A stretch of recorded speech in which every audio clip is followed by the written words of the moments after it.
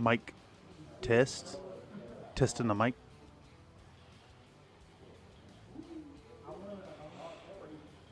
Sibilance.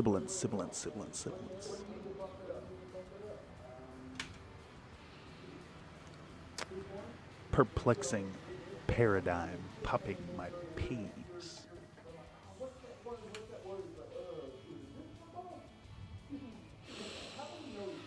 Looking good. I'm going to transition on in. Howdy, folks, and welcome back to another Country Fried live stream. Let me go ahead and mute this here audio. I have my stream monitor over here, got the webcam here, got the work screen here, looking good. Today, we're going to hop back into a little bit of Premiere work on the next feature. My apologies, production's been really slow. I've been kind of hammered with commission work lately. As a reminder, I do a Battletech print and paint lance service over on Fiverr. It is listed in the description down below. I've got one more in the queue that's got to come out this week. I think I've got 7 days left or something on it. That is like full production time. I'll probably hammer it out in 2 solid like 12-hour days of painting. And in fact, let's go ahead and pull up the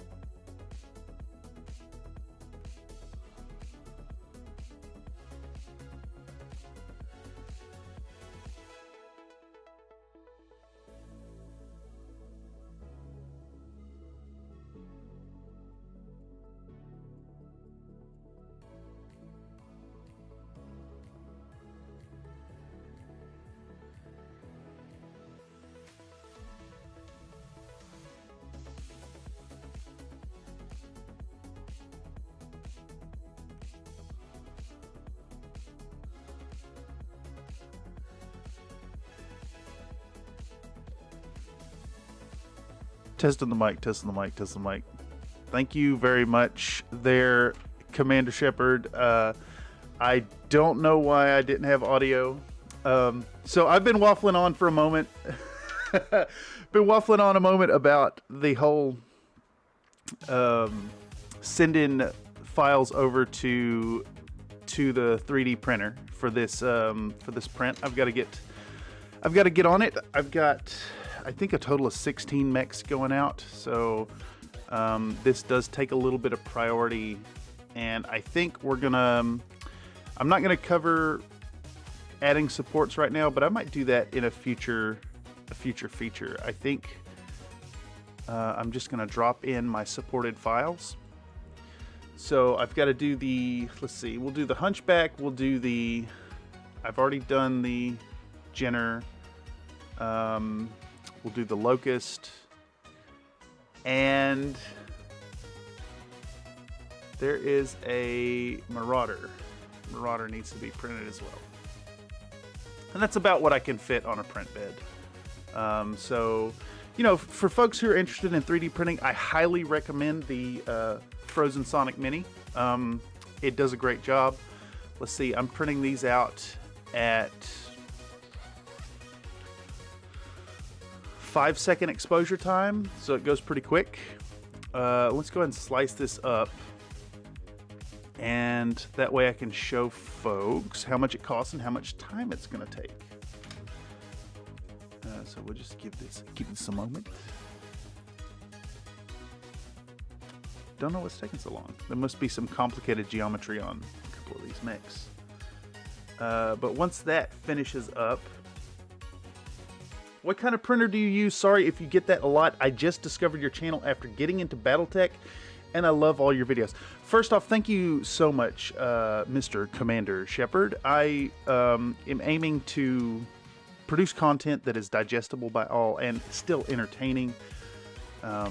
We've got more Battletech stuff coming out. We've got some non-Battletech stuff coming forward. I never intended the channel to be exclusively Battletech, but the algorithm kind of picked it up, and that's where we're at. I think I'm going to aim for, like, I don't know, 60-70% Battletech content, and then pepper in some other fun stuff. I play Infinity, and I would really like to paint some old school models for, like, RPG stuff, but unfortunately the algorithm kind of does not like those. They're not going to be successful even on a fairly successful channel.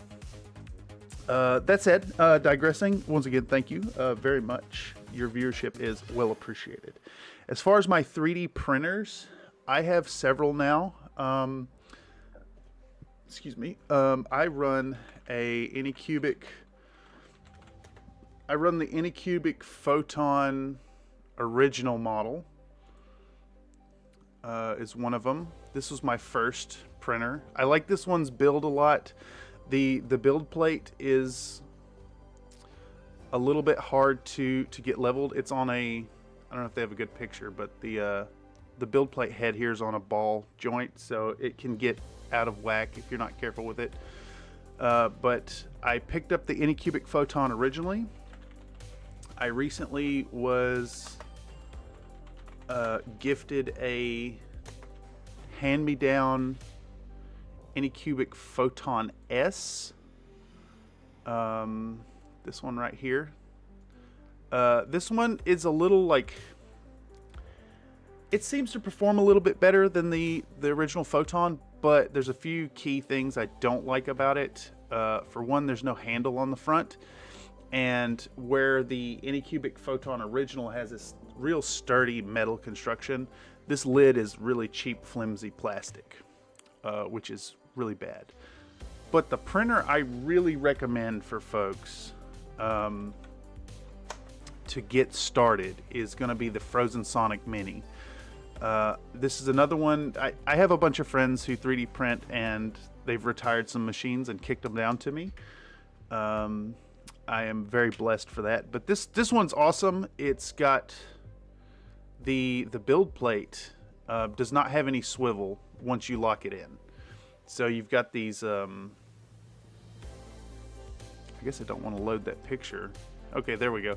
You've got these, once you level it, you lock these nuts in place and it's set. And this one prints a lot faster.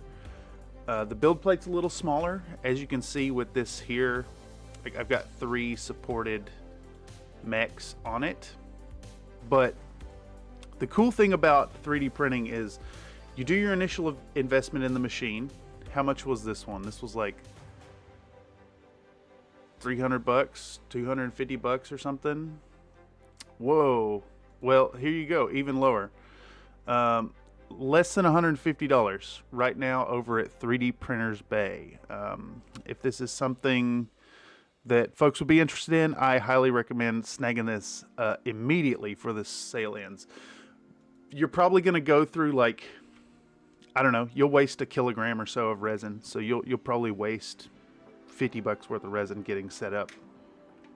And then there's some hidden costs, like you're going to need a whole bunch of alcohol. I use 99% isopropyl. You're going to need gloves and paper towels and like a tub to wash your models in.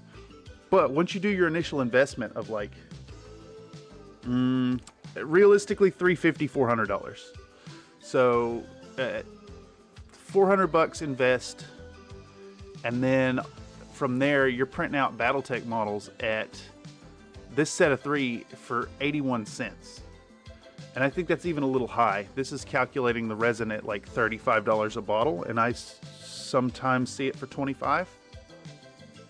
There's also this new brand that showed up that is Sunlu. I don't know if that's going to show up on the camera, but this is really cheap, like 30% less than any cubic resin which I use. But yeah, it gets, once you get your investment, it is fairly inexpensive to print. And then that's kind of what I've got. An Anycubic Mono 4K, but it can be a little bit hit or miss on the prints. Probably don't have it calibrated all the way. Yeah, the hard thing about the calibration is your ambient temperature affects it, like minute inconsistencies in the leveling in like your building that you're in, the desk or table that it's on, the plate itself. It can be really hard to get it dialed in.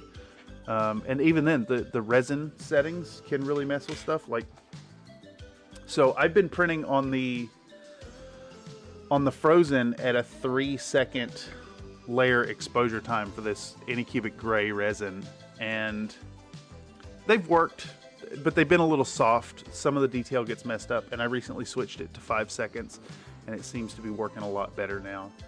But same resin in my Anycubic machines needs 8 seconds exposure. So, you know, it varies. And unfortunately, it's just going to take more and more experimentation. And then, of course, I find that, like, your supports matter a bunch. And the only advice I have for doing good supports is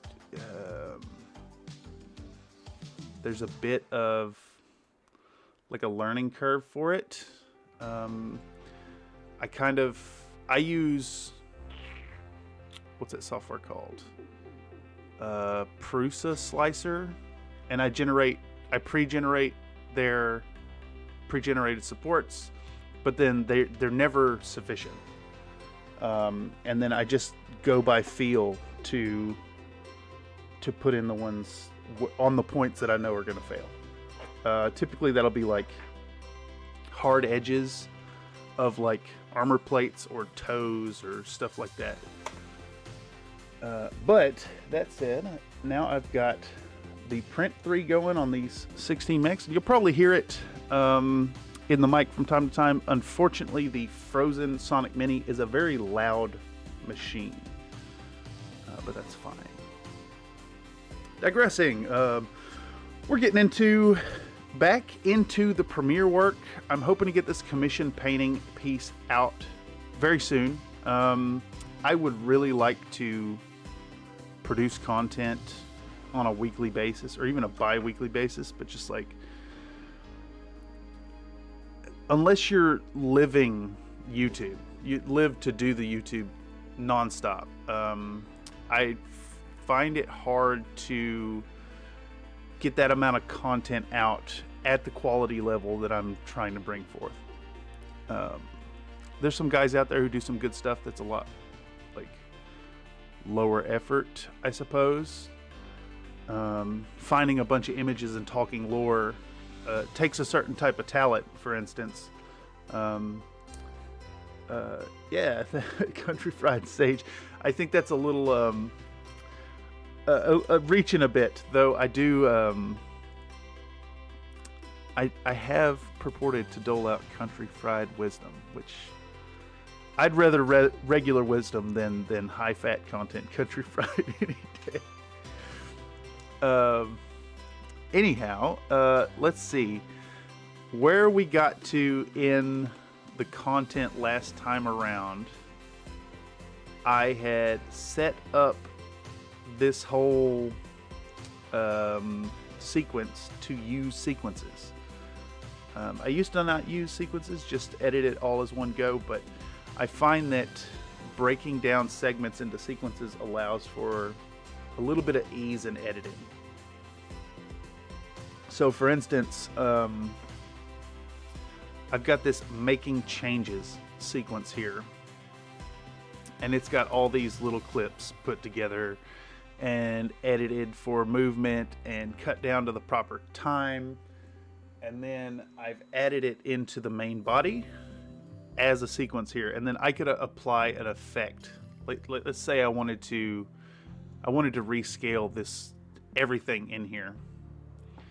I could just apply an effect right here to that sequence.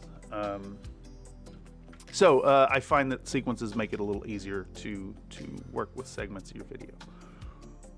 But let's take a peek into the project panel and see what we have left to start editing down.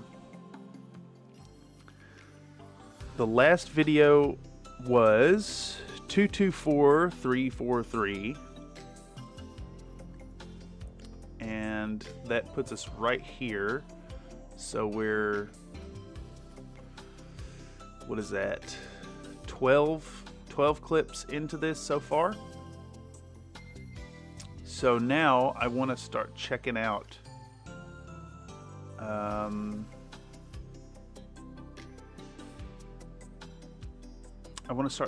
the bases.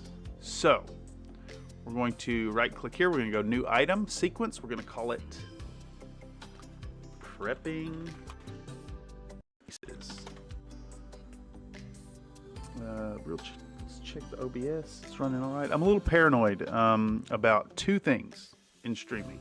One, my microphone sometimes just spazzes out for no apparent reason and goes instead of picking up audio.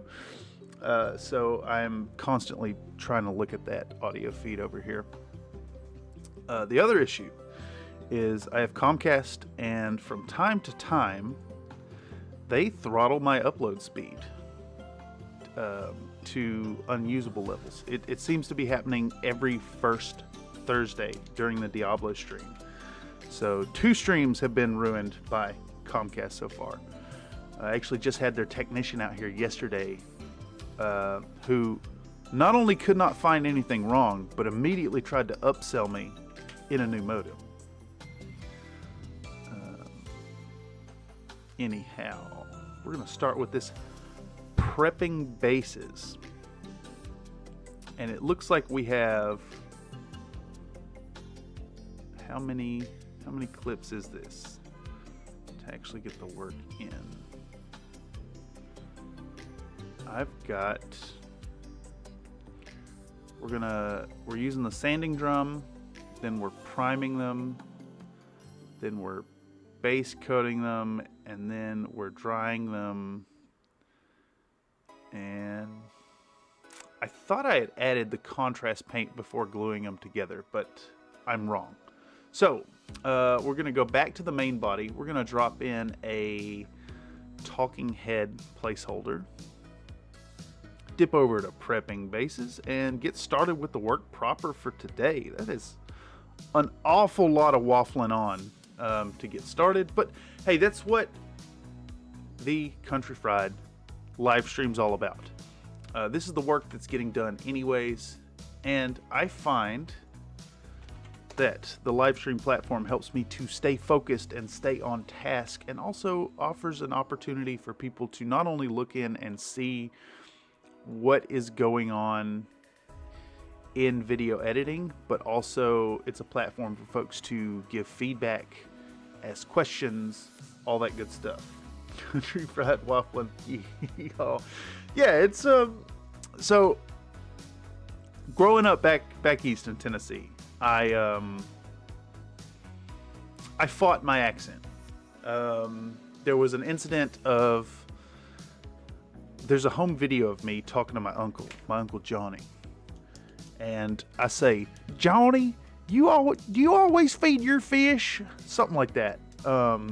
Talking about his fish tanks or something. And members of my family just always pointed that out and brought attention to it, which embarrassed the ever-living heck out of me. So I fought my accent my whole life.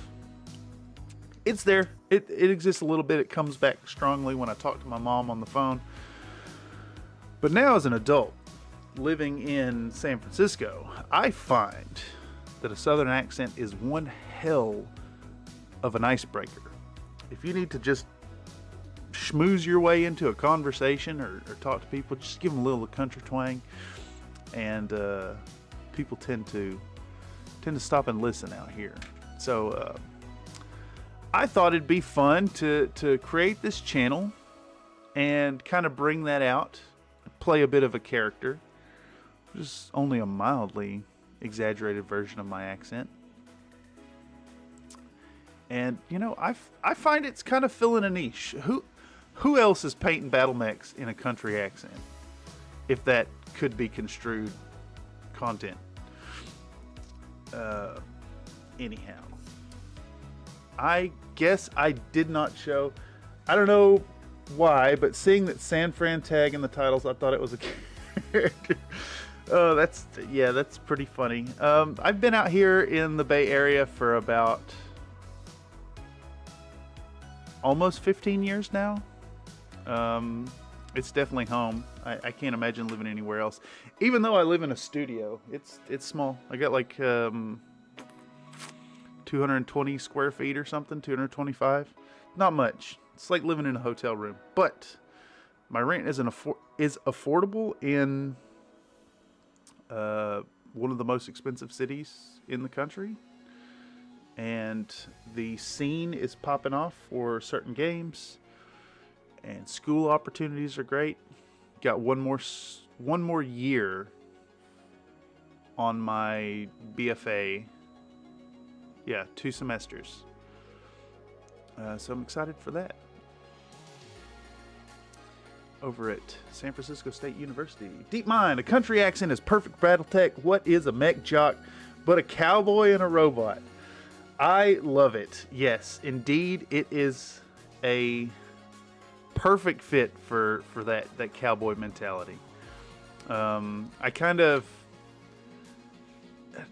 find that the games tend to put folks in the universe having like either American or British accents all around, just real stereotypical with it. I take it a step further in my mind. Anybody from the periphery is talking like they're from Texas, just automatically. I mean, I can't imagine someone being from Van Zant without, telling people, come on down, head on over to Eat at Joe's and get you something to eat, something like that. But it's fun, I find that folks I know in my day-to-day life who see my content are always shocked. Like, it's like seeing a different person. Oh, the periphery is just a bunch of good old boys. Yeah, I think you're right there. Holding to those. They wouldn't be out of place hanging out with the rednecks in my hometown. Hunting, fishing, hooting, hollering, shooting guns, drinking and shooting guns, both at the same time and one after the other. I recall back when I was a bit of a drinker, hanging out with my ex-brother-in-law. We drank all night. We woke up about 8 in the morning and woke everybody up in the house because we were shooting walnuts out of the tree with his .22 rifle. It was a hell of a day. Negligent? Yes. Dangerous? Absolutely. Are we responsible? No. Was it fun? You know it. My current campaign takes place on a planet called New Texas, and it's basically Battletech and a spaghetti western. Damn, that sounds so good. That sounds so... I have really been wanting to delve into the RPG aspect of it, but my RPG group, we kind of had a bit of a... I don't want to call it a falling out, but we've stopped RPGing as of lately.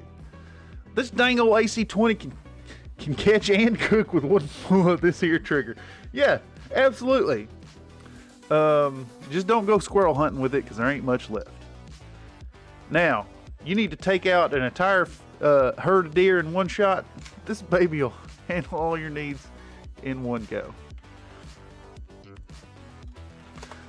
Oh, it's too good. Okay, so on the task at hand, we are talking about the rough edges on these bases, which unfortunately my last set of bases all came out with rough edges. I have since had to adjust the angles at which they print so that I don't get the rough edges so bad. Let's see what 10 seconds gives us here. I think 10 seconds looks good. We'll run 12 seconds and compress it to 10, I think. Let's see what that looks like. So we select our clip. We'll go to the clip menu. We'll go to speed duration and we'll bump it up to 120%. And someone has messaged me on Discord. I'm gonna see who it is.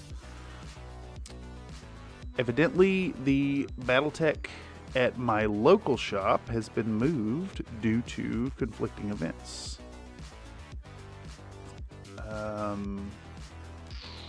That actually means I might make it. So it's 1 week earlier.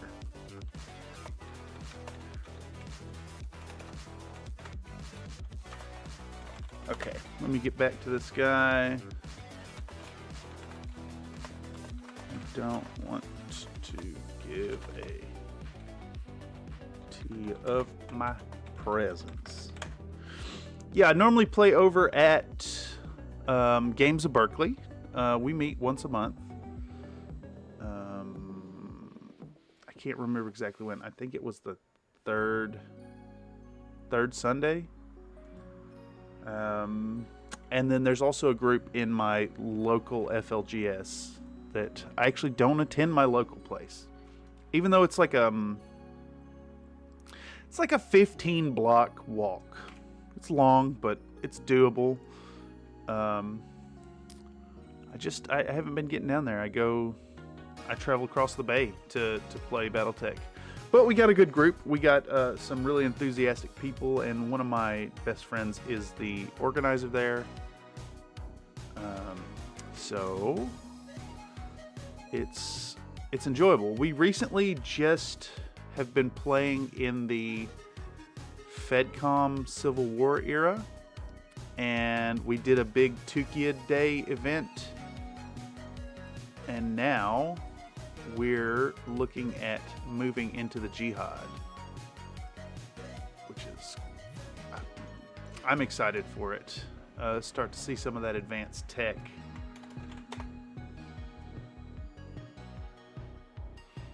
Let's cut this here. Let's grab 5 seconds of showing the ends.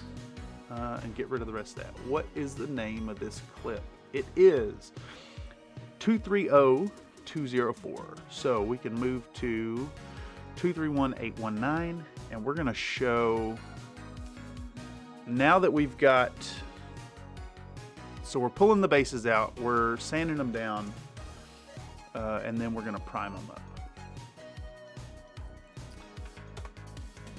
Commander Shepard. I just got a little group together, and I'm thinking about dropping the Tukid campaign on them sometime soon.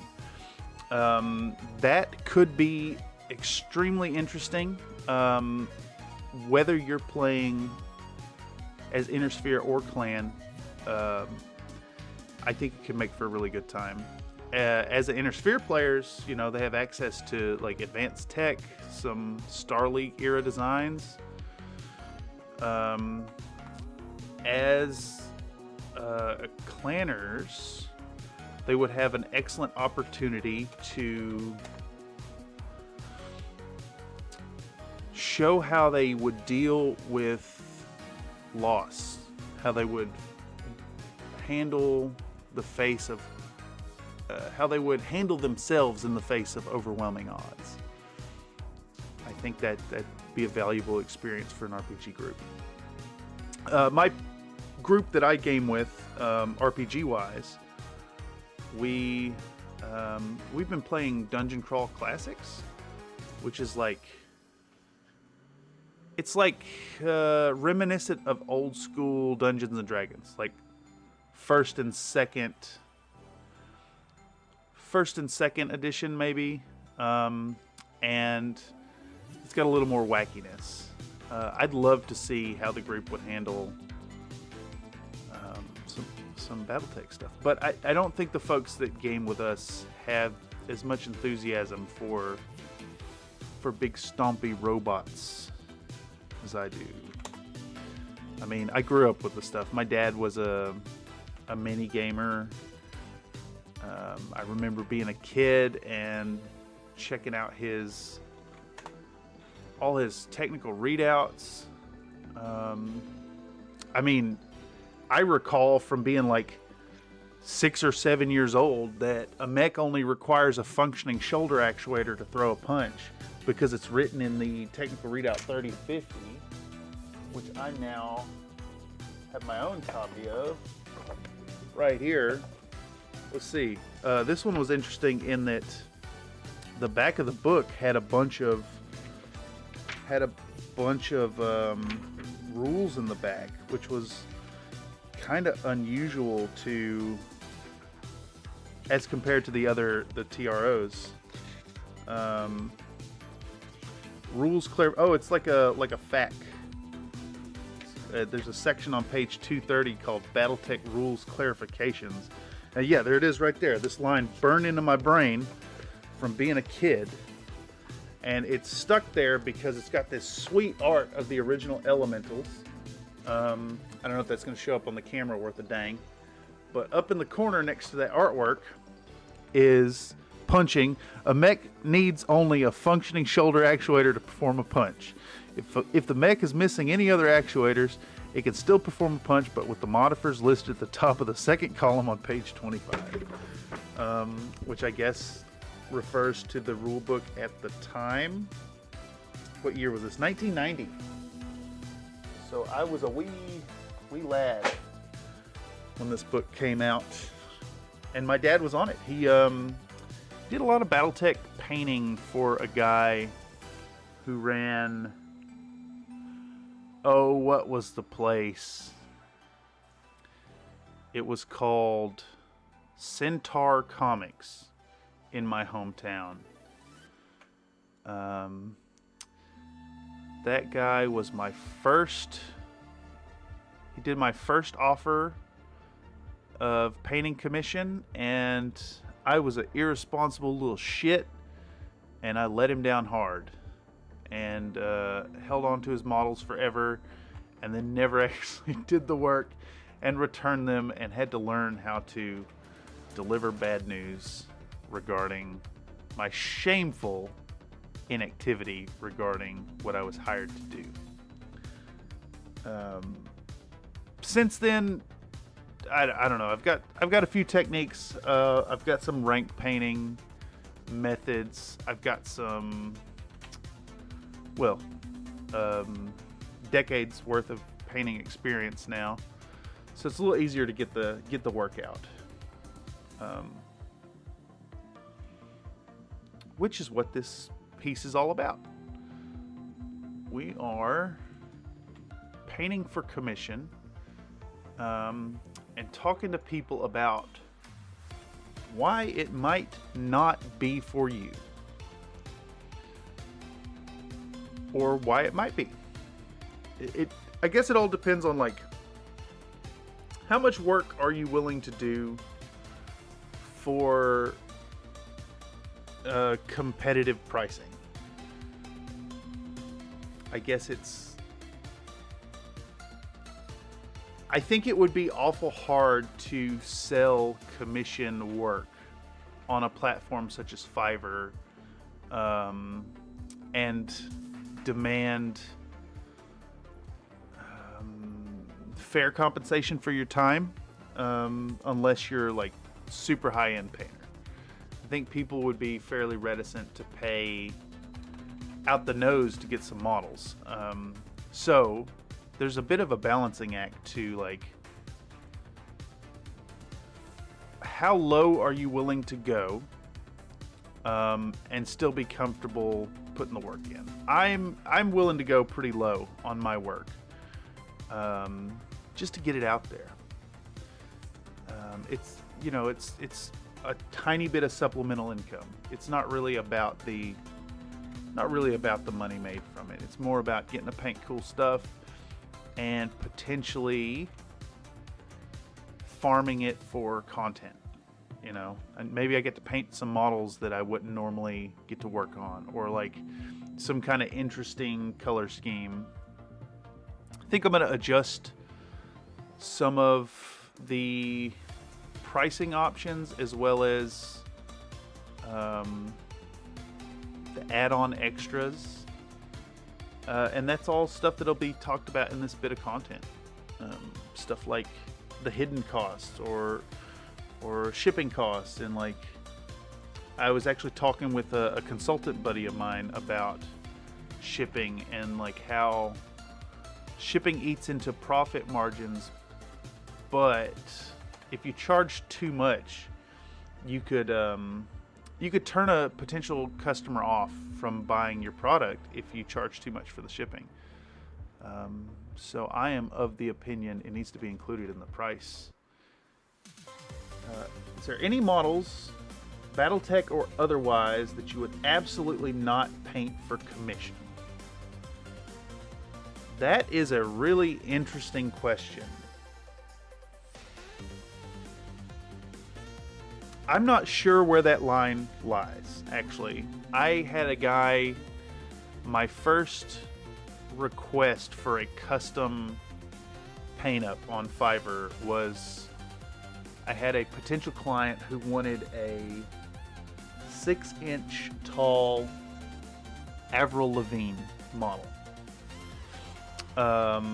They sent me a fantastic STL, and were trying to talk me down like way too low.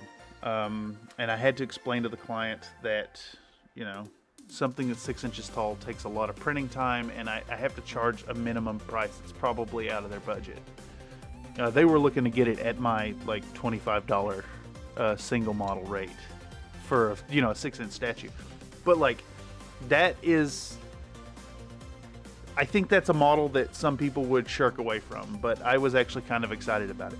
So the long roundabout to kind of answer your question, I don't think there are many models that I would say no to. Maybe like full-on smut, I probably wouldn't paint, but at the same time, I might.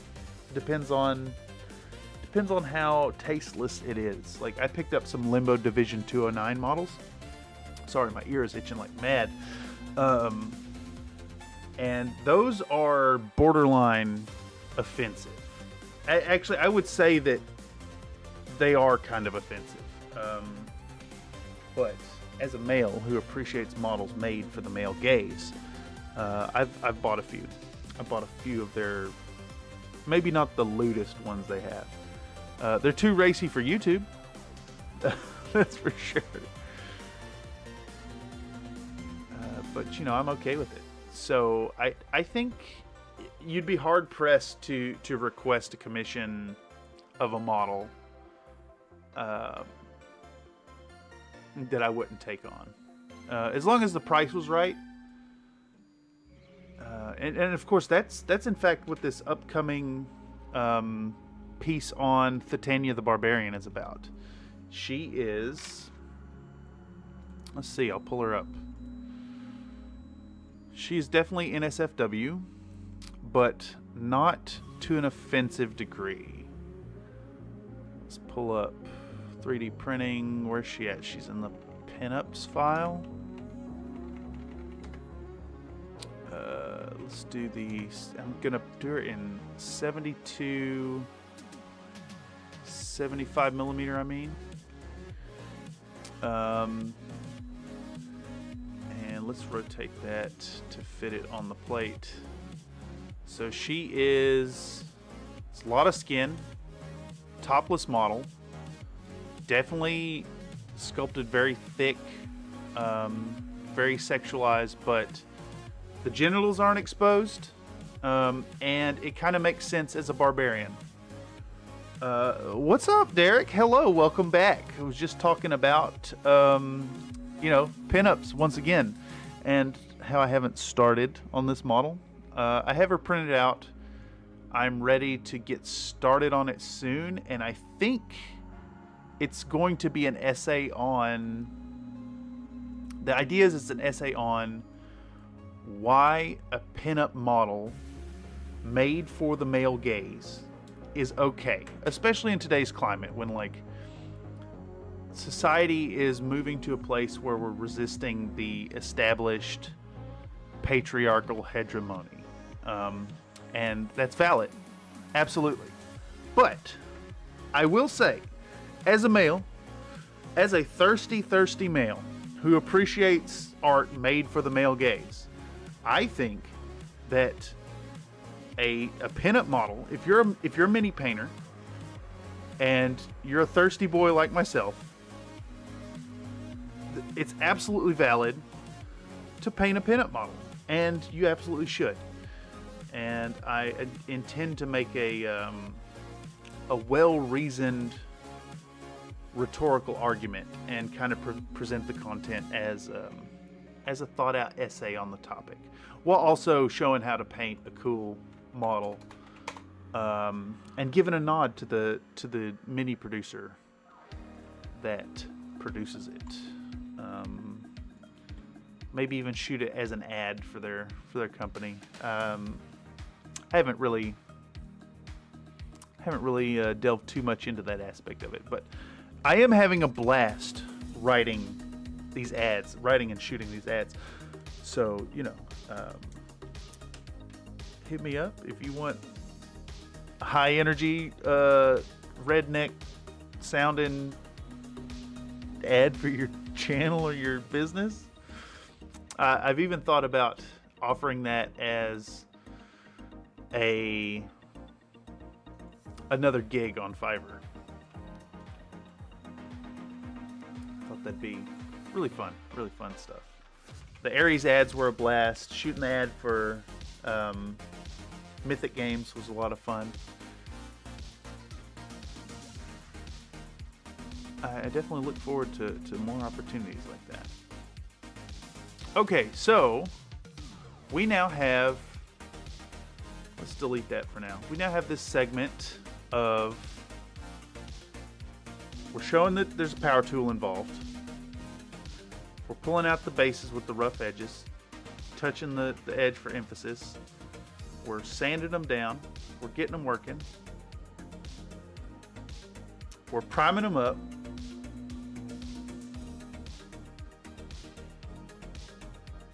Hitting them with the black Stynylrez.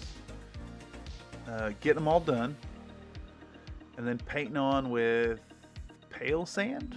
No, dark sand. Pale sand is Dana Howe. I like dark sand. So we put the dark sand on the bases. That scene should probably be zoomed in some. Let's do that right there, 75.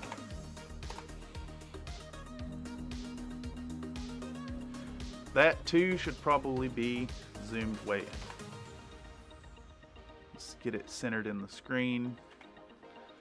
I'll pull out the Vallejo model color dark sand.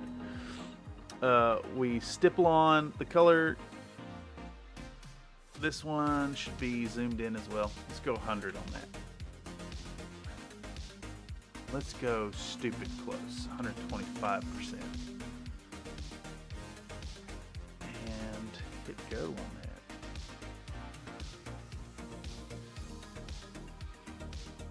And then talk about the use of the hair dryer.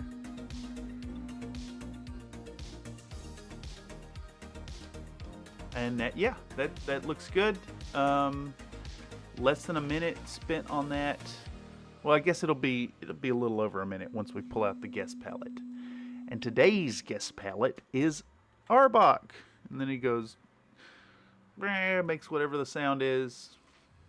Let's shrink it down and find the spot where I'm pulling out the Pokemans.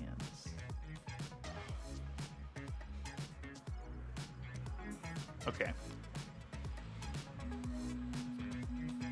And now it's time to introduce today's guest palette, Arbok.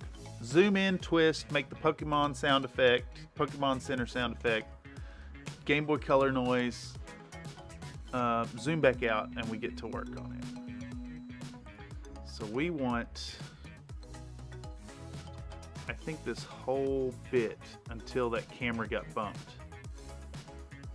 So let's see the last frame before it gets moved. There we go. Razor blade it right here. Slide this over. Now, how long is this bit? That is 20 seconds. 20 seconds and 29 frames. We might could get away with 10 seconds on that. Let's see where 1 minute exactly puts it. Arbok's out. When did Arbok get pulled out? Bang. I think, damn, it's hard to tell like how, if that's enough time.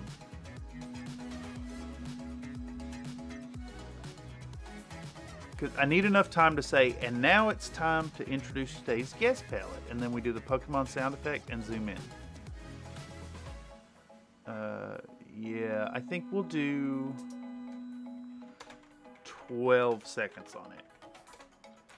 It kind of messes up my whole, like, nice clean numbers, but I need enough time to do the zoom in, to create the visual interest on it. You know, the meme, the country fried meme. And now we're gonna do crazy glue.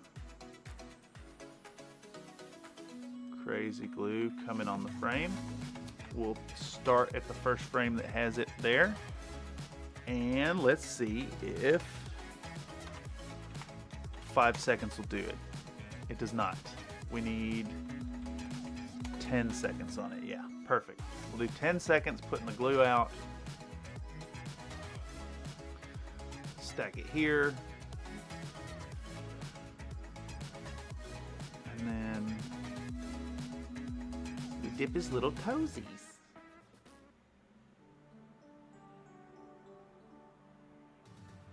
Wonder how much time that actually takes. Get the frame where I'm grabbing the boy. Right there is good. Yeah, let's see. Let's give it a 10 second. This scene is getting a little indulgent, but we can just show the one mech. Damn, that's a lot of time spent.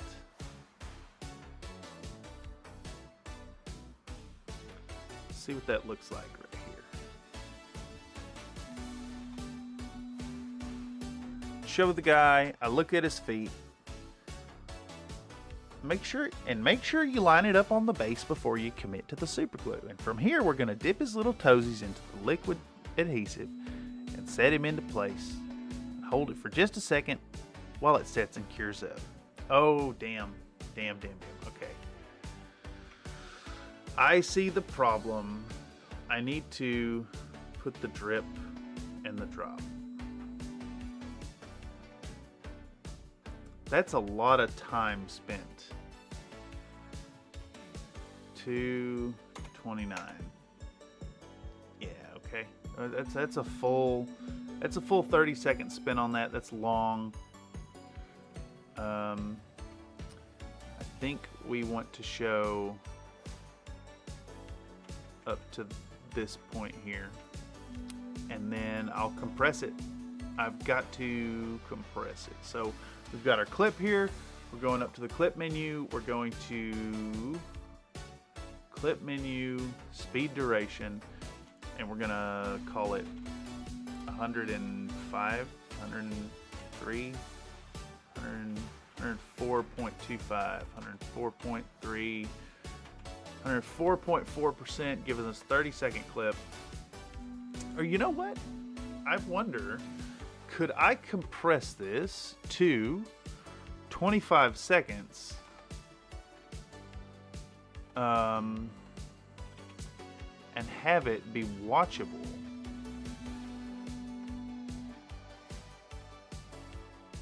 without losing too much, without moving too fast and feeling unnatural. We'll show the model, we look at the toes, we line it up. Make sure you line it up on the base before dipping the toesies into the liquid adhesive. And once it's got glue on it, we'll put it into place and hold it for just a second until it begins to set up. But then we'll get out our Bob Smith Industries adhesive or accelerator and put a couple of drops right on the toes and lock it into place forever. Cool. That is progress. That is another minute on the video. I think I have this little bit coming up about putting a peg in one of the bases. Putting a pin, I should say. And it's interesting, but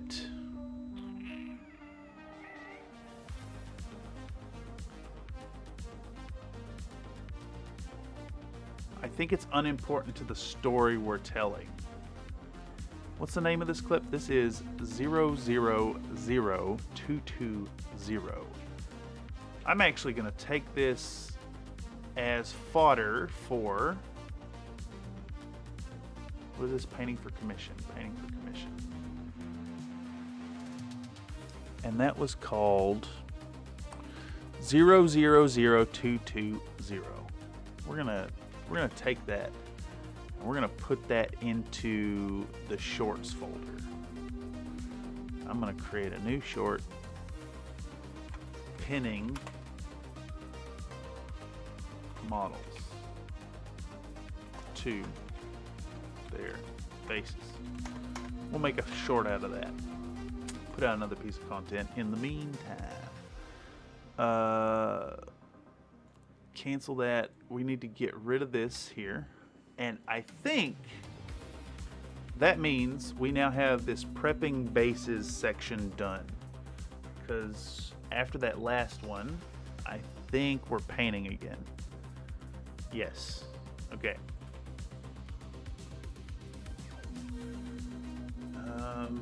Making headway, making progress. Let's toss in prepping bases. Get rid of the audio track.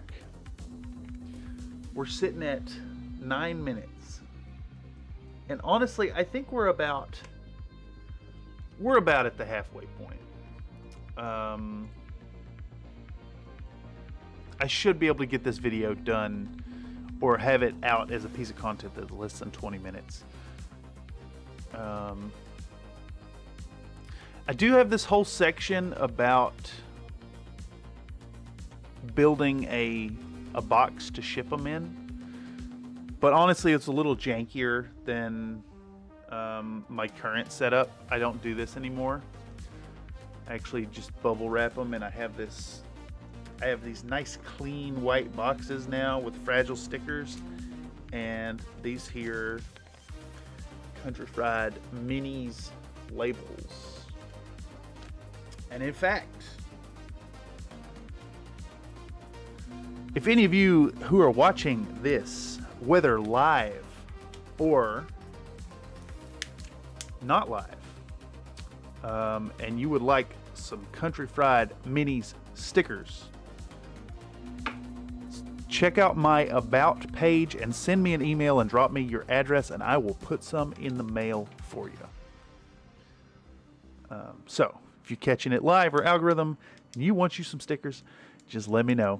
I have an email address listed on the... Shit, I'll just pull it up. I'm going to pull it up right now. How do I go to my channel? Over on my channel, Country Fried Minis, we can go over to more about this channel, and you can click this right here for business inquiries and send me an email to thurston_studios@hotmail.com, and you tell me you want a sticker and send me your address. I will send them to you. I might even throw a model or two in there for you. Just let me know. Let me know what you'd like in the email, and I'll print some stuff and send it your way. Anyhow, yeah, I picked those up from... Oh, what was the producer? I'm very pleased with the results. How do I check my orders on Amazon? I need to pull up this here. Let's do this in a incognito window so I'm not logged in. But I picked up these circle stickers. And I think they're the 2-inch size. It was like, what, $24 shipped to your door. This company made it super easy. Made in the USA, printed in, like, I don't know, it was like Ohio or something.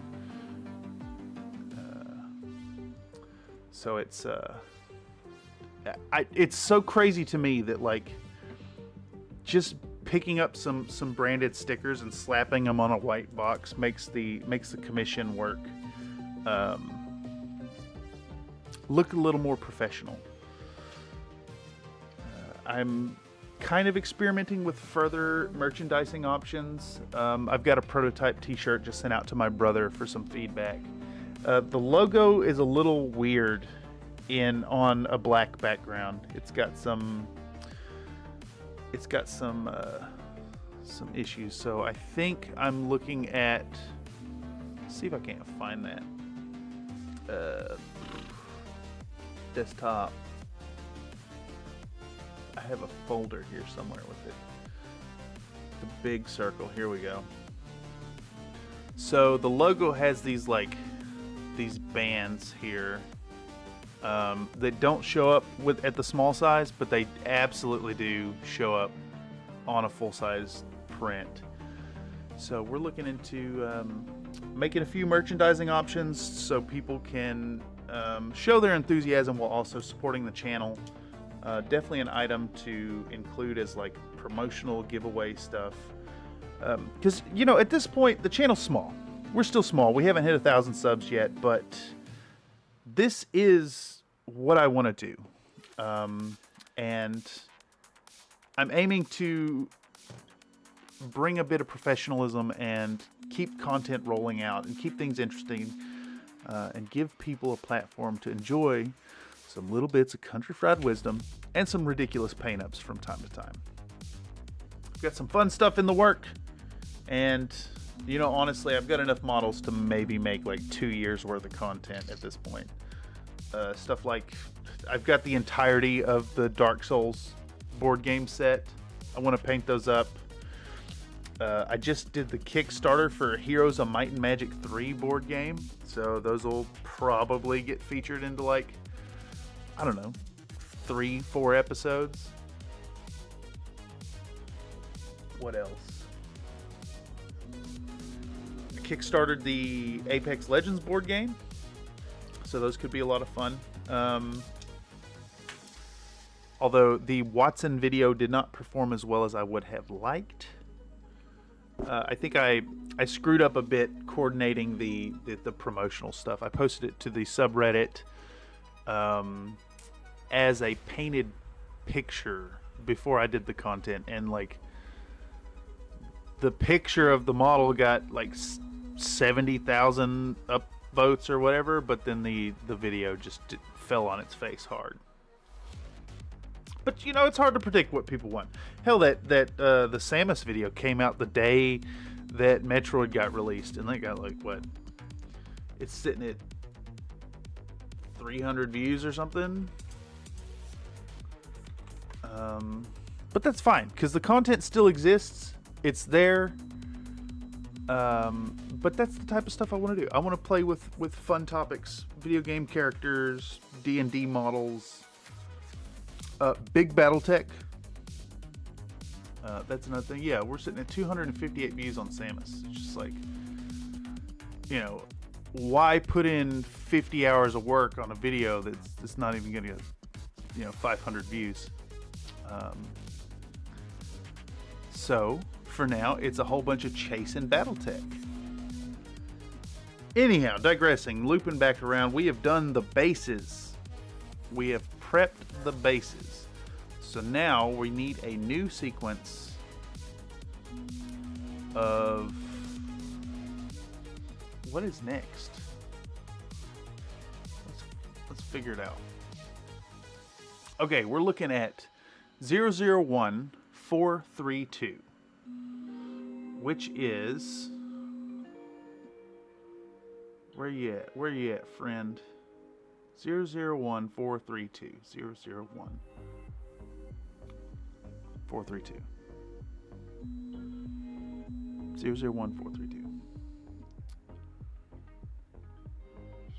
001-432. I can't seem to find it. 001-432. Okay, here we go. This is Inkwash, Agrex Earthshade, yeah. And the Agrex Earthshade is going on everywhere except for like the tops of the models.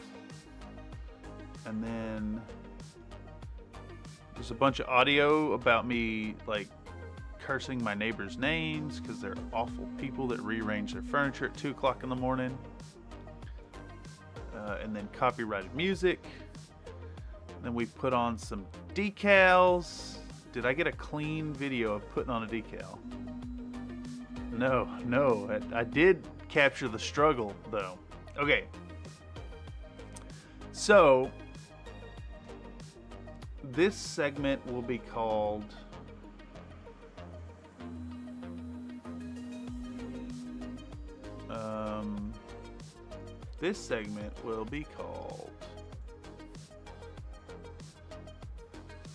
ink washing. I don't think I actually need a segment because there's only 2 videos of it. So we're gonna go up to that video that I kept saying the number and can't remember. It's like 001432. 001432. All right. So we're gonna throw this into the main body. Since there's only 2 clips here, or 2 videos, I don't think it warrants doing a whole segment. So let's do them in the main body. We're going to get out the Agrex Earthshade.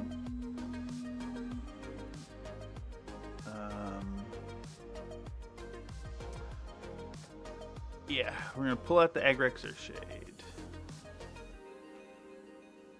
Just wherever it gets pulled out, we want that first frame before it comes onto the screen. We can delete this bit here. We're going to go 5 seconds in the future, as is the typical tradition, and razor blade it off. We're going to, do I show that I'm adding water?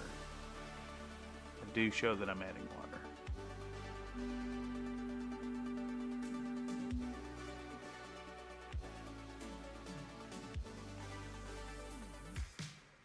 What's 5 seconds of that look like? I think I went with a 50-50 mix here, if I'm not mistaken. Pretty sure. No, I'm wrong. And just put a drop of water in it. That is It's been an awful long time. And you know what? We'll just skip right over that. Because that's an awkward link. Agrex and Drakenhof. I haven't tried Drakenhof. Drakenhof Nightshade. That has like a blue tone to it. I haven't played with it. Might have to pick some of that up. I've got the Nuln Oil and the Agrex Earthshade, and then a good selection of contrast colors, and then I picked up the Army Painter Speed Paint starter set, the 1.0, and I've been getting a lot of mileage out of those. And then, of course, my true go-to for washing is oils. I use Winsor & Newton Lamp Black and Burnt Sienna, and that's where I get my best results, really. I probably touch on that here in the content somewhere. Yeah. So, like, is it here? Yeah. So I use these two colors in varying mixtures. You put it out on some cardboard, let it sit for a while. What the hell did I get Arbok back out for? You get it out, you let it sit, then you mix up. Oh, did I skip over ink washing them? I think I did. I think I failed to film. I failed to film it, and oils are a bit intimidating. I completely agree. They take some prep. They're messy. I do this optional extra step of I hit them with gloss varnish to really help the stuff flow. But you mix it up. You hit them with the oil wash over top of that gloss varnish, and it's got to be this one. Do I actually show painting them? Yeah, here we go. So it is insanely messy. It is insanely smelly, but the results are undeniable. And if you're painting 40K stuff and you're going for like a grimdark feel, it really provides those results like nothing else does. So you just mix, after you've let those oils sit for a while and the linseed oil kind of come out of them, you just get you some white spirits. You're probably talking like for that big fat tin of it and those two oil paints, that's like a $35-$40 investment. You're gonna need gloves. You're gonna need like stuff to protect your work surface. You're gonna need to be by an open window or have like I work with a respirator on. But you mix up this oil wash and then just take your models that look like they're done and you hit it and you just gloop and gop that stuff all over it, completely saturate it with the oil. And because it's mineral spirits instead of water, the surface tension and viscosity are such that it really sucks down into the crevices. You run the risk of weak pigmentation if you use like what do they call it? Student grade. If you use student grade oils, it can be bad. So you want the artist grade. But man, you soak these models down and they look like you ruined them. They absolutely they look ruined. And then for my battle mix, what I'll do is I'll go back in and I'll take a mixture of a cloth and a soft makeup brush and kind of remove the oils in a like top-down fashion. So streaking them down, and then I'll go back and I'll hit the faces and shoulders again, and you just get this like this super nice gritty, grimy feel to them that washes just don't do. Washes can get close, don't get me wrong, but like you get that subtle dirtiness that it just, they work really well. I can't remember what project had me starting on them. I think it was the food mix. Oil paints just remind me of the smell of turpentine. Had to use the stuff just to clean brushes. Yeah, you're not wrong there. The mineral spirits are a little better. You can buy some that are marketed as odorless, but they're still, you know, it's mineral spirits. I think oils are kind of the go-to for model armor people, guys who do tanks and whatnot. You can pick up the Abteilung 502 stuff by AK Interactive. Let's see if they have a... Here we go. These are a little expensive to do them this way, though, honestly. This doesn't really show...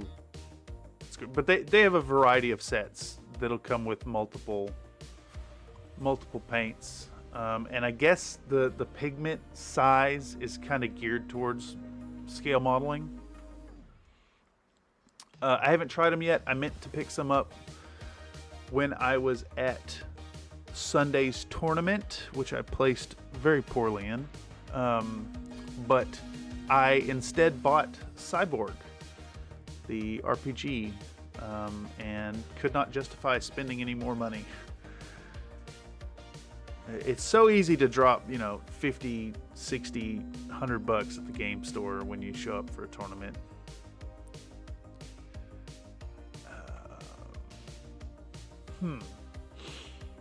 Anyhow, I think I'm going to...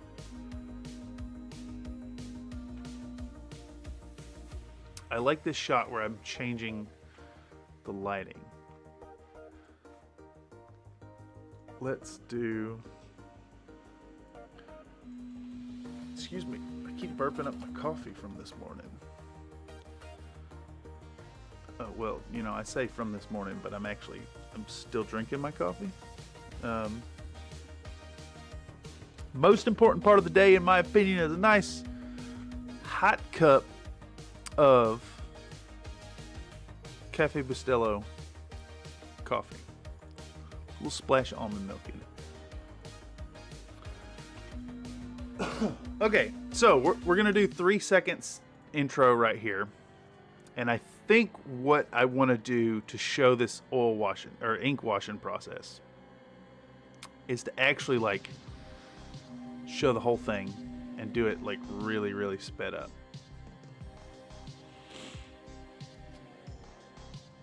That gets set down. Game stores are a blessing, a curse. My group bought out all the Battletech stock from our LGS. That is, you know, I keep mentioning that to folks, talking about this wild success that Battletech has had. It's insane that they indeed, like, they hit the shelves, the game store sells out, and then like a new wave of models come out and those sell out as well. I'm generally like a bit of a grognard about the Catalyst stuff, to be honest. I'm very stick in the mud.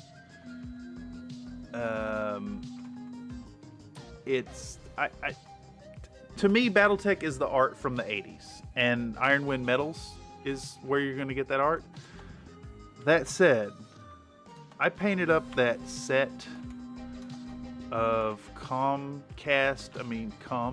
models for the Tukia Day video, and some of those sculpts have absolutely no right being so damn dank.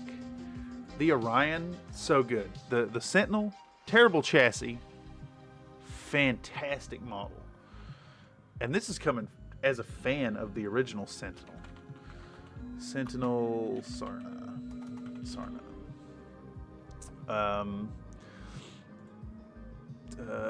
Forever in my mind, the Sentinel is the art out of the 3050 book. This thing is so cool. It's goofy as all hell. Iron Wind Metals did a decent job, but it doesn't quite capture it right. It's not round enough. I have one of these in my collection. It's goofy, and I love that goof. I think what happened is, you know, we got all the MechWarrior Online stuff. We got the video game sculpts. They've been made to kind of look like, they almost look like they're all from one producer. And then this new generation of the Catalyst sculpts, they've done a really good job of kind of splitting the difference between the modern recognition and the old models, which is cool. They look fine, and you know, it's encouraging people to get out and paint, and that has its own value. Anyhow, I think I need to give a nice zoom in on this here locust. Let's do a zoom from 50 to 75%. Let's add some keyframes for the position as well, because I kind of want it. I want this model in the center of the frame. Why won't you let me do my positioning, friend? Okay. So we're zooming in. We could probably start that at... It's fast. It's unnerving how fast that goes in. We'll start this one at 60. 60. And we'll do the position a little bit over that way. I want to show the light change, and then we need to match whatever this position is. We're going to make it 1297, 439. Okay, so we'll start this one at 1297, 439. And it needs to be 75%. Ooh, what did I screwed up? I screwed up something.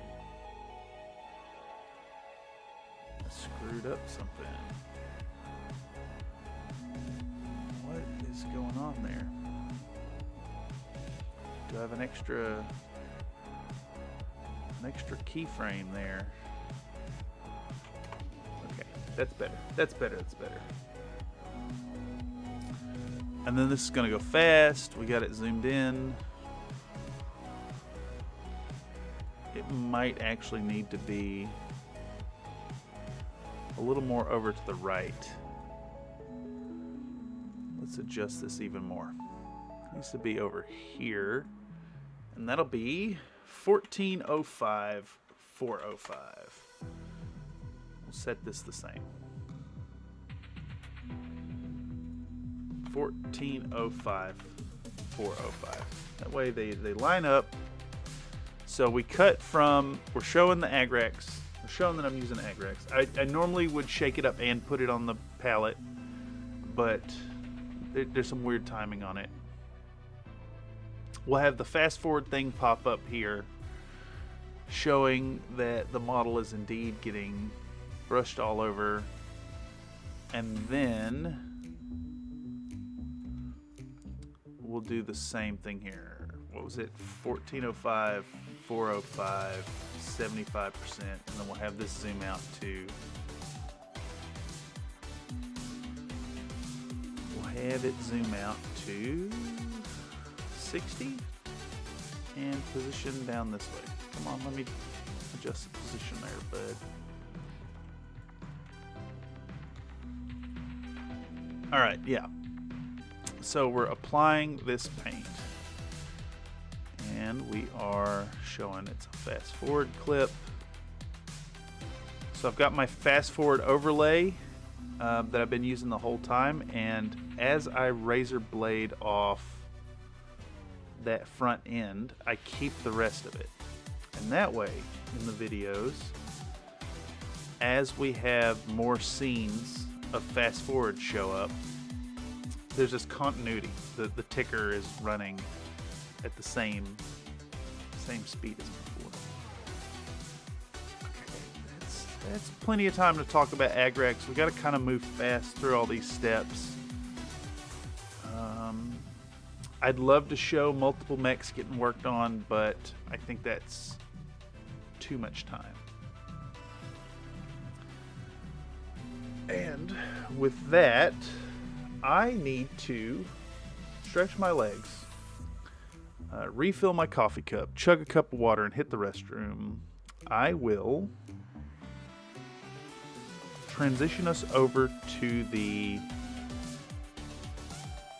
Be Right Back screen, and I'll be back in like, I don't know, 2 minutes, maybe less, 90 seconds to 3 minutes. I shall be right back.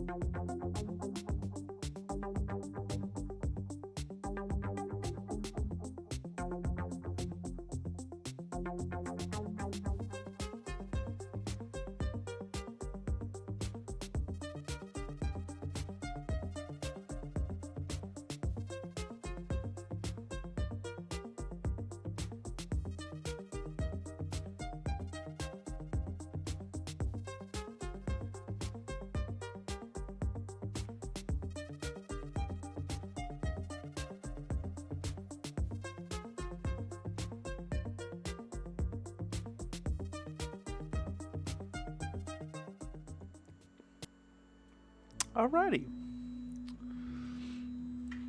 Got some pretzels. Got some coffee. Moved my legs a bit to avoid the deep vein thrombosis. Just dipping on over into the cookie clicker to see if any cookie related stocks are below $10, and it looks like sugar is. So let's pick those up. And we're gonna sell off our cereals. I'm currently trying to build up to 100 towers so I can train up Crumblor, the cookie dragon. But upgrades take priority. Anyhow. Yes. Mindless clicking. I've got to bounce, but it was fantastic hanging out and picking your brain a little bit. Thanks for being an awesome dude. Hey, thank you, Mr. Commander Shepard. Your viewership is highly appreciated. It is always good to get to chat with community members while doing the work here behind the scenes. Again, if you'd like one of them stickers, feel free to send me an email. Send me an email to that one in the About page. And let me know if there's some chassis you want. I'll print some stuff up and mail them out to you.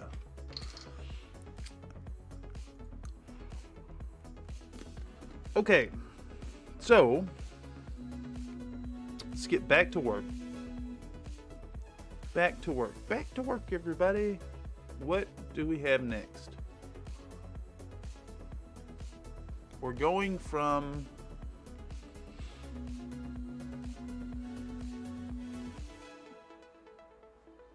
Do I put in more ink wash? Have I even touched on that they're getting rank painted? Is it important? No, I haven't done it. I haven't done that yet in this, in any of this. There's no reason to do it now. Excuse me.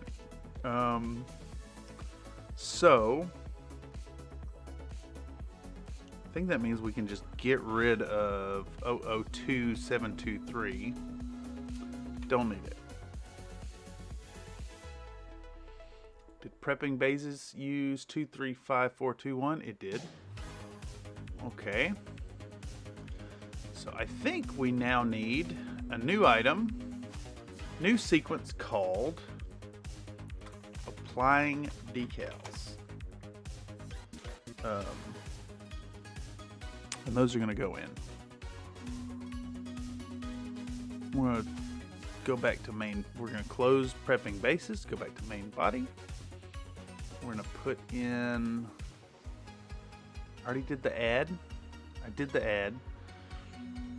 This is a talking head, and then that's at 7 minutes 18 seconds, 9 minutes, so 2 minutes. That's, I think it's long enough.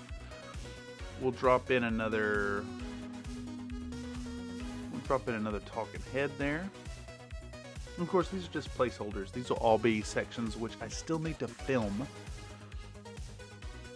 But I generally do the voiceover before I get to the talking head bits. And I'm thinking, if I can pull this off, if I can get this edited, get the clips done today, I'm thinking I could potentially have this video out by the weekend, which would be ideal. I've got to get together on Friday, and I think my Fiverr is coming due.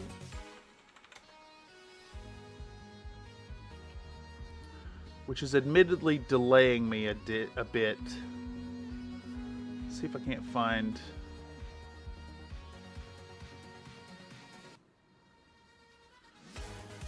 View.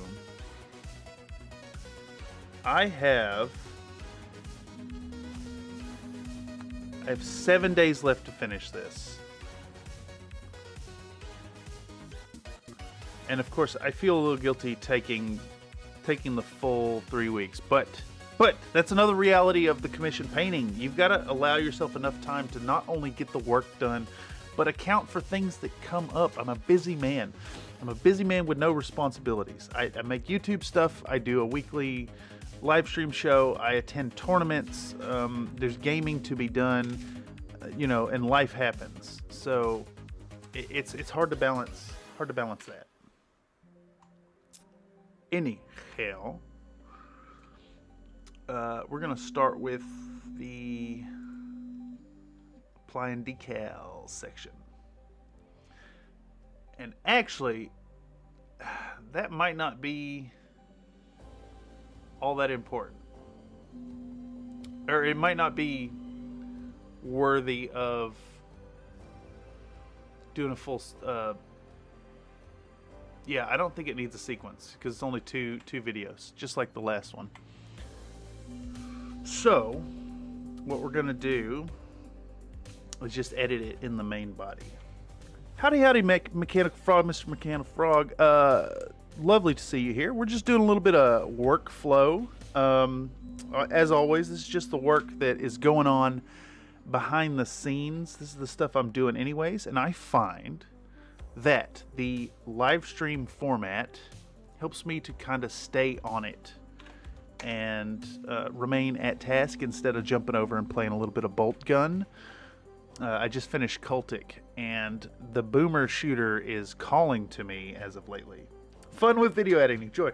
Yeah, I tell you, it's a nightmare at times, and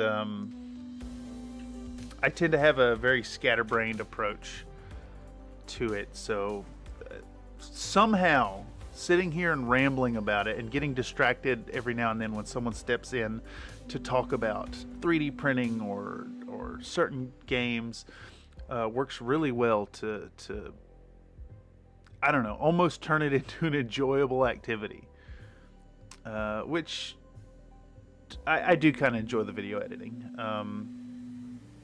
I took a video editing class 2 semesters ago after I'd already started with the YouTube thing, and I definitely think it improved the editing work. And then last semester I took the same professor, and in the capacity of a teaching capacity. It was called Projects in the Teaching of Visual Arts was the name of the course, Art 685. And it was a blast, and maybe one of our students that semester had the itch to like make more stuff. That's great. I had to self-teach everything. Some of the early videos were pretty rough. I feel that the stuff that I put out 2 years ago it's unwatchable. I was actually talking to a buddy of mine who does a little bit of YouTube consulting for another bigger channel, and he said that I should hold on to that. Should hold on to it until like the subscriber base is a certain size, but really, like, I kind of want to get rid of it. That said, it's still like it's like a reminder from whence it came. My original work was done in,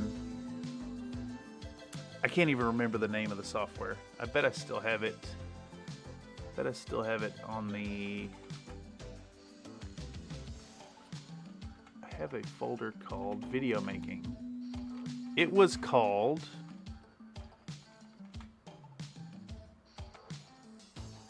OpenShot Video Editor, and it's easy to put stuff together, but like it had a problem with clicking audio when you put multiple tracks, and it's just baked into the software. So then I switched to Shotcut, and stuff improved, and I was very reticent to switch to Premiere, but Premiere was included with my student fees.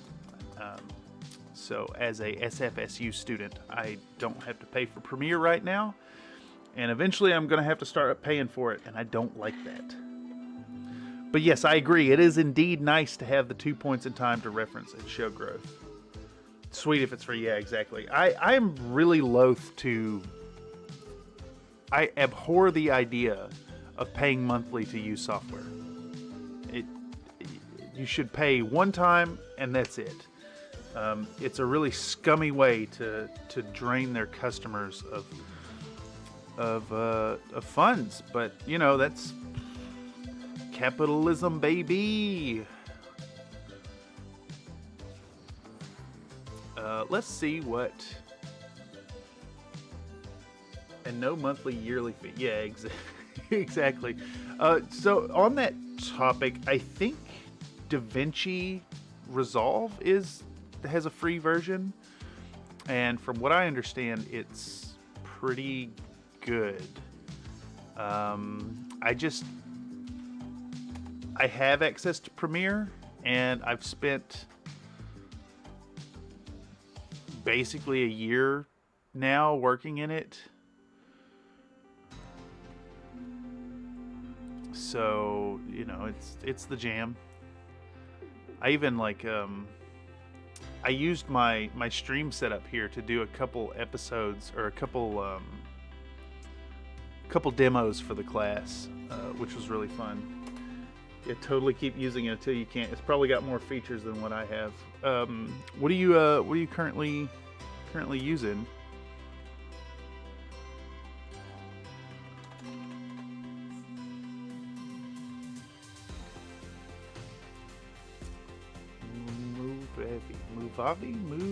Move AVI. I have been to that website before. I have their video converter, maybe? Video editor 2023. Free. You're cutting, cropping, adding music. Yeah, okay. It honestly, this UI seems very similar to Shotcut. And you know, 2023 is terrible. Okay. Move AVI video editor. I wonder, editor 2021. 21 plus.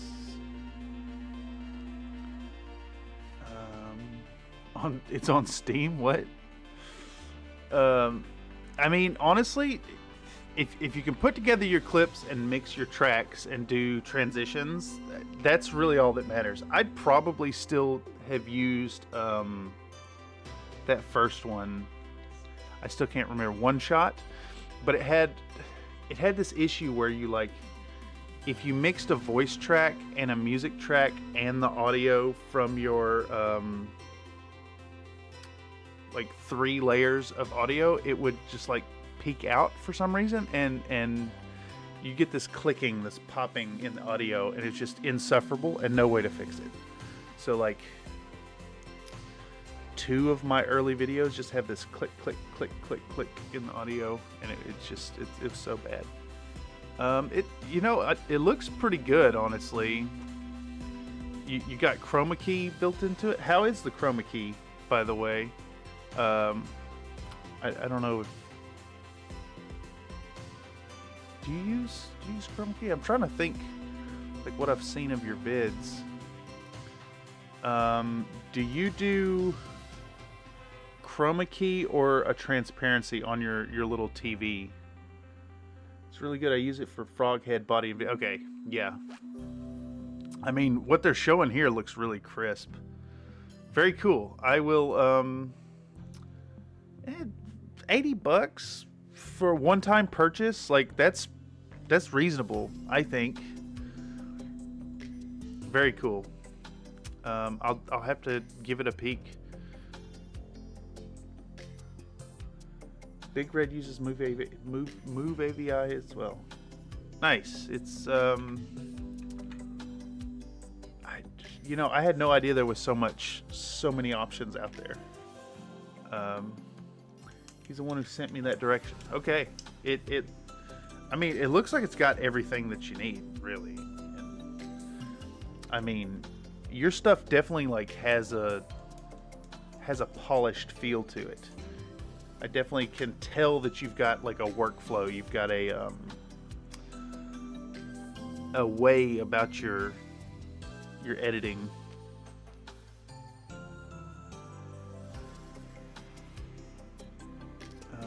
Okay, so we're looking at applying these decals, which has been a nightmare. I had never done decals before the Tukiad models, and now I have bought a whole bunch of these numbers from Aries Games and Minis, and I've got them on the ready for these commission pieces from now on. Just like, why not throw some numbers on? Okay, so this is 1125 to 1152. Can I get away with just 20 seconds spent on this? How long am I showcasing the final product there?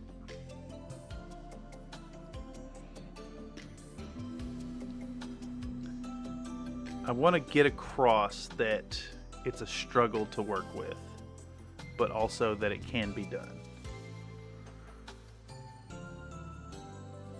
Back to the coal mines for me. Have fun being productive. Well, thank you for stopping in. Always good to hear from you. And I'm looking forward to the next bit of content coming out over at MechFrog Channel. For any of y'all finding this live stream via the algorithm, that is Mechanical Frog. If you just want you some good old lore videos and to delve deep into Battletech stuff, I can't recommend enough Mr. Mechanical Frog's channel. I'm going to go ahead and drop that in the chat. Go check him out and give a sub if you're not already there. Good content. Regular drops as well. I can't believe the amount of work this amphibian puts out. Let's see. Latest content is Battle Armor Designs, and we're into 2 seasons of the new Explorer Corps. Very cool. As always, a pleasure to see ya. Anyhow, here we are back at decaling up the Jenner. I think 20 seconds might not showcase what I'm going for, so we're gonna do 25 full seconds on it. Yeah, right there, pow. 25 seconds. I think that's enough time to give some exposition about, about applying decals. Let's, I think I can get away with a full zoom as well. I like this shot here that shows just how tiny this little decal is. Yeah.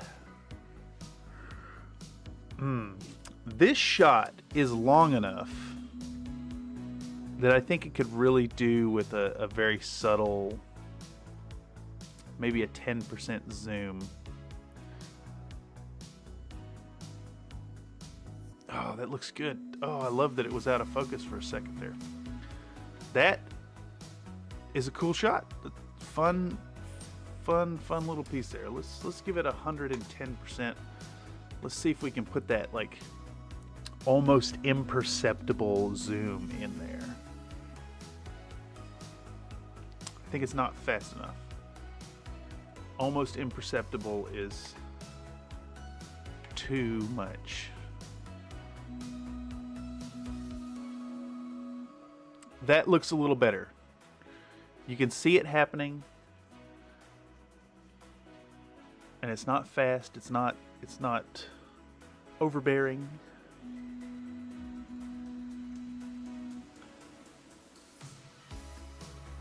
Looks like the mic is still working all right.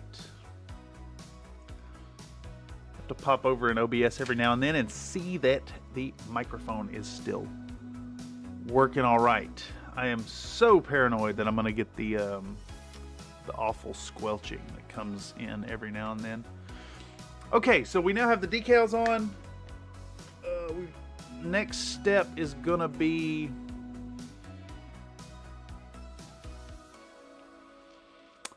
I'm pretty sure the next step is putting, oopsies, I didn't want to do that. I'm pretty sure my next step was putting Mod Podge on top of the decals. So we're going to do that once again in the main body, and that is 012125. And that's going to put us right here. Let's give this here a watch. And we'll get back out our guest palette once again and have Mr. Arbok hold on to some Mod Podge for us. And then you, Arbok noise. Yep. Do I actually apply it to the model? I sure do. Perfect. And unfortunately, the Mod Podge does not get rid of the little bit of sheen on the decals, around the decals, but it does provide this extra layer of adhesion, which is fantastic. And I think from here we start detailing up the bases. I keep clicking it in the wrong spot. We detail the bases, which is this video. Detail the bases, and then we're gonna mix up a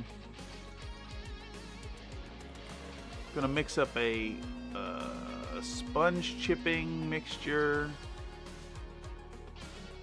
Yes, that is correct.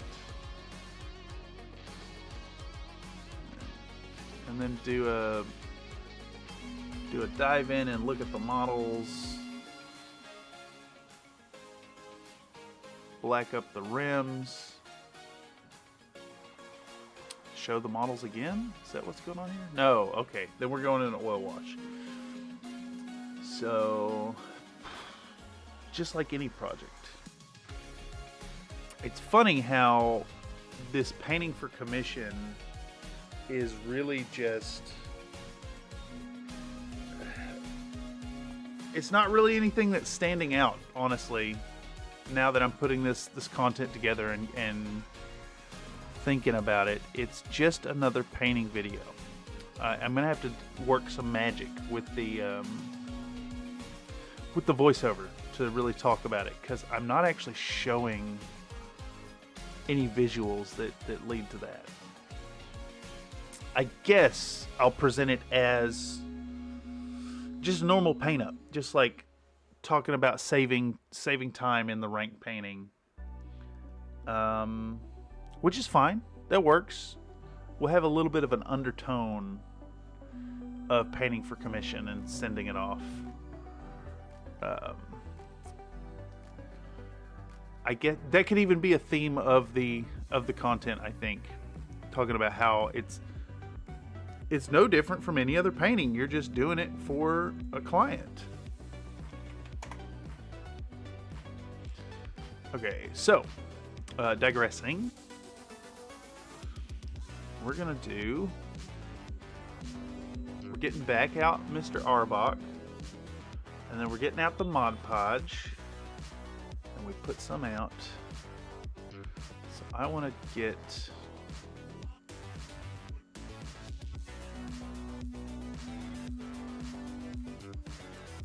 that's good right there. Let's go back 10 seconds and see where that puts us. Not enough. Okay. Now it's time to get back out our guest palette to hold on to some Mod Podge for us. Yeah, let's give this 10 seconds. I'll speed it up. We'll go clip, we'll go speed duration, and we'll increase it by 5%, 10%, 7%, 9%. There we go. Good enough. turn that into a nice clean 10-second clip. I want to show, I need just long enough to say we're getting out Arbok, and then I want to show the Mod Podge gooping it. I want to goop him up real good. Yeah, cool.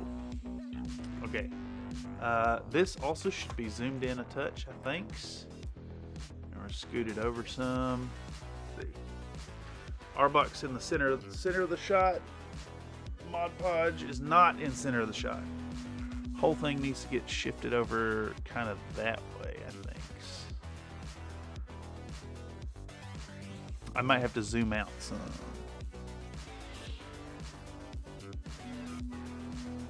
Mod Podge. It's a 10-second clip, so we could actually do with a 5% zoom in, maybe.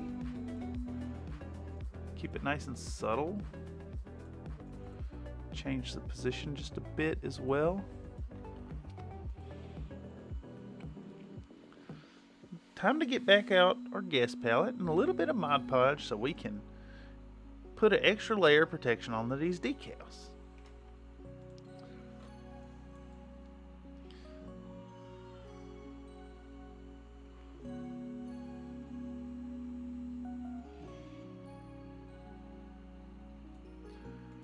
We're going to use an old soft brush that still has a bit of a point, but is a little worn out and ready to be retired.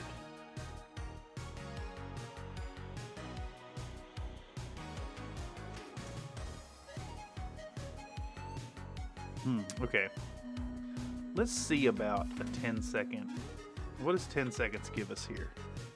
Not enough. Not enough.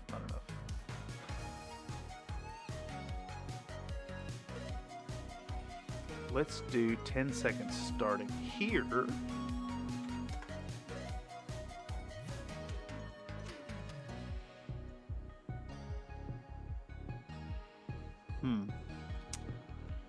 Damn, is this another one of those segments where I'm just going to use the whole shot of it, even though it's like 20 seconds of content?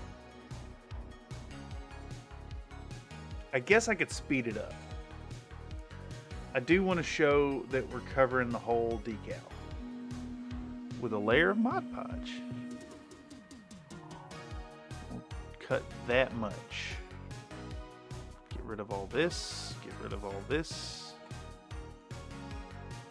And then go to clip and speed duration. We're at an 18-second clip. I think we'll turn that into a nice clean 15-second clip, which will be 120.25.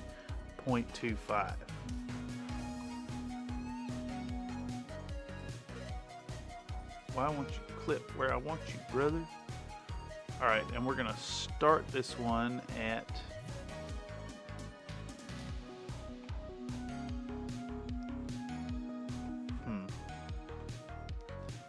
I could trim a little off that front end too. Let's trim that. I don't want that camera wobble. We'll do the same thing, speed duration. It's 17 seconds now, so we could probably get away with, yeah, a lot less. A lot less speed up on it. So it's like it doesn't even really register as a sped up clip. That's what we're going for there. And this needs to be like zoomed way in on it. We're going to position and scale it. And we're going to have it zoom, oh, what, 10%? 10% zoom in. A little bit of motion in it.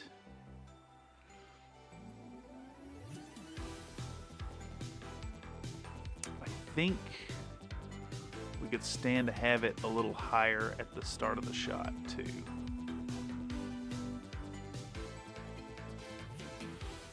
Let's see what that looks like.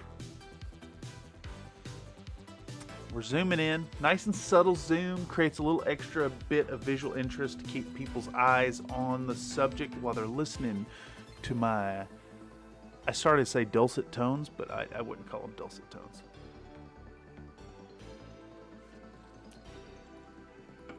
All right, that works.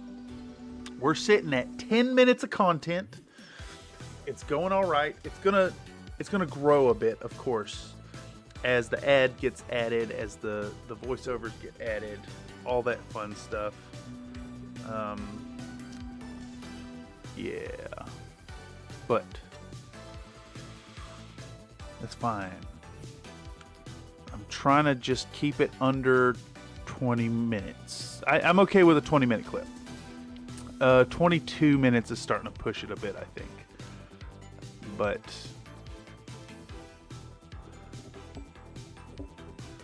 try to get this microphone in the right position. All right, so we got decals applied. We got decals.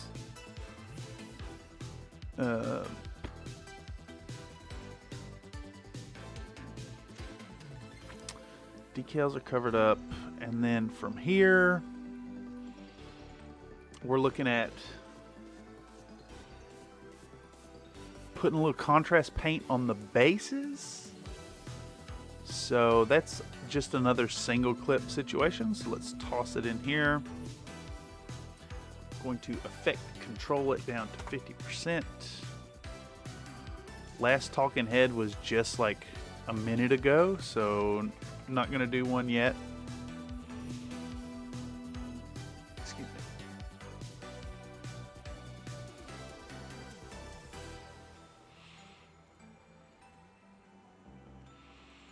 I'm going to grab Mr. Arbok. Grab this feller. Do the pallid bone. How long is that? We'll do 10 seconds. 10 seconds of that. Right? That seems okay. 10 seconds here. What's that look like?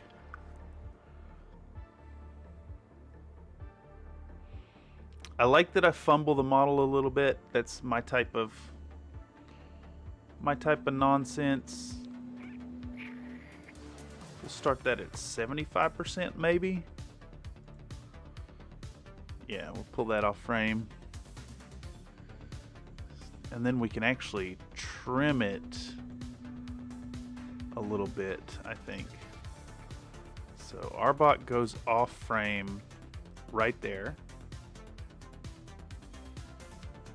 And then I bump the camera, which I don't want to do anyways. Or at some point I bump the camera. We're going to do the first frame where my fingers are in the shot. Get rid of all that. Ooh, maybe a little too quick. A little too quick.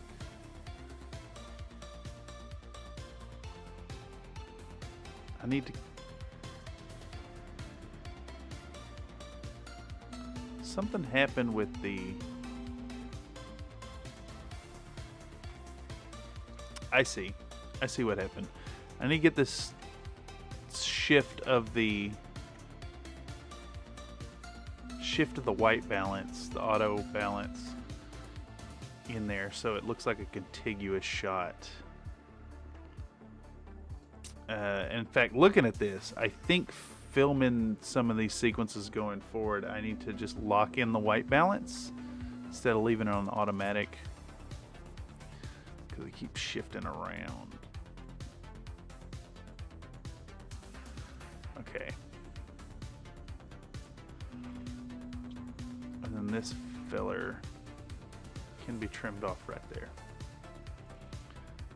And I think that gives us 1016 to 1023.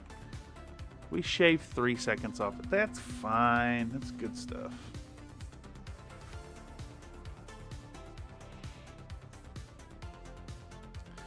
Could I get rid of 2 more seconds is the question. Maybe not. 10, 16, 17, 10, 21, 17. How long is that pallid bone on the screen? That might work. Let's give that a watch. We're going to get rid of Arbok, and then we're going to get our model ready, and we're going to Yeah, it's got to stay. The shaking's got to stay. And we're gonna zoom it in 5% over the course of this video. 10% over the course of this video.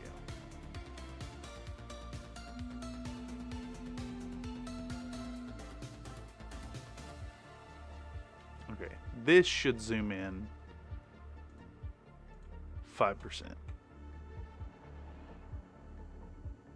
Should be a zoom of 5%, putting us at 80 as the starting point.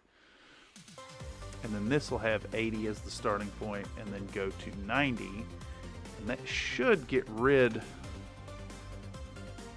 of, let me get rid of that. This needs to go off frame.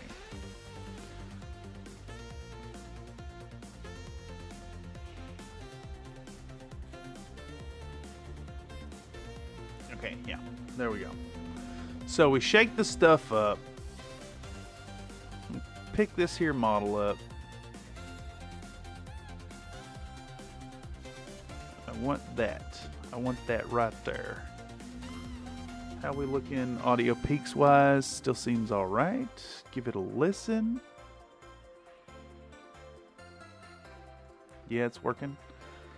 Okay, let's do that. Let's do, excuse me. I'm gonna do,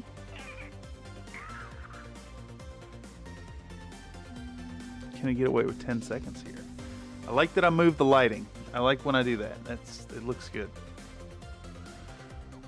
When did that start? 10:43. So what's 53 look like?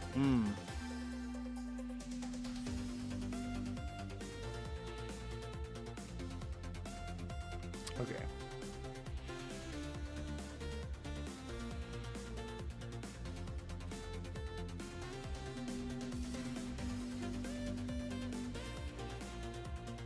(10:43 to 10:48). We've adjusted the lighting, so we got 5 seconds there, and then we're going to show this whole clip in hyperspeed, hyperspace, hyperspeed, and let's see what 3 seconds on the back end looks like. I think 5 seconds on the back end is what we're after. Perfect. Perfect, perfect, perfect. And that means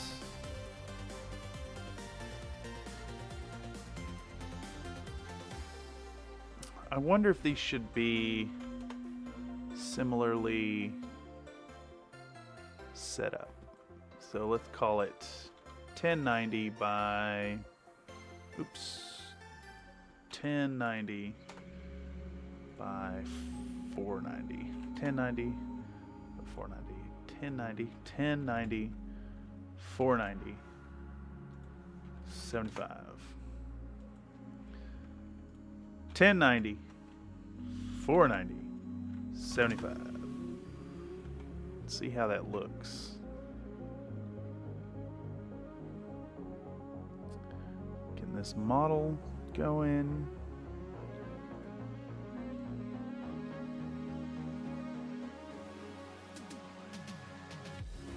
I'd probably go a little bigger with it. I think that might be the way.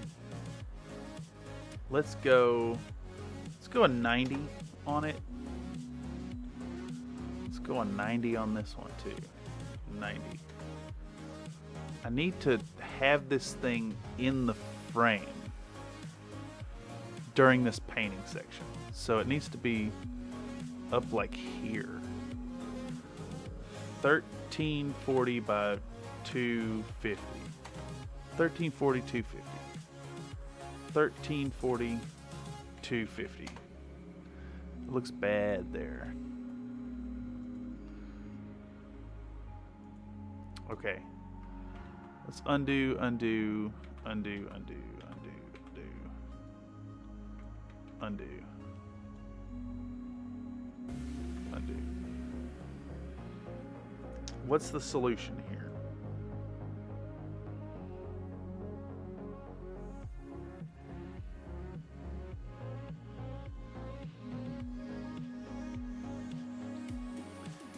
not in a good position in the frame. I guess what needs to be done then is to speed this whole thing up.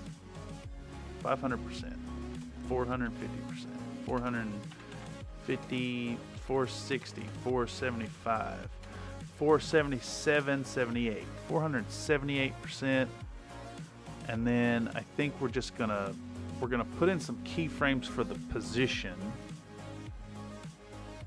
and have it move.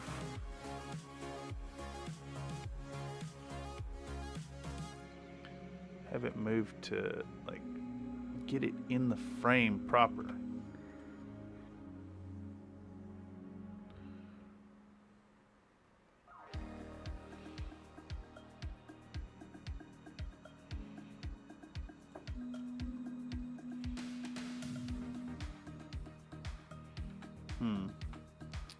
Shift that all the way down there. What's it look like if I'm just tracking it that whole time?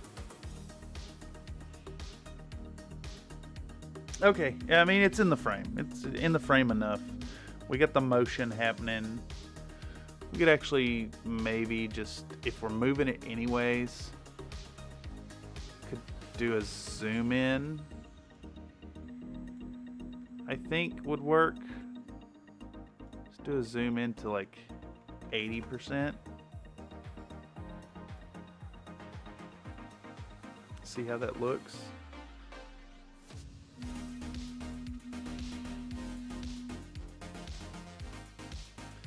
Actually, a zoom out, I think, is the way. I'm gonna zoom it to 60. 60.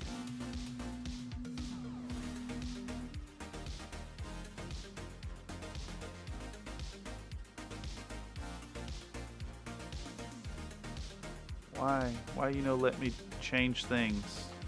Oh, this is so frustrating. What? It actually took that as motion? Ridiculous. Absolutely ridiculous. You jackass. 10, 25, 550. 1,000. Oh, my upstairs neighbors is moving around their furniture again. 1,000, 550, 60%. Okay, let's give a peek at what this here looks like. So we're pulling up the model. We're moving the light over to see what we're doing. And then we're fast forwarding through applying a yucky contrast color to the base. What was that? Why did it move twice?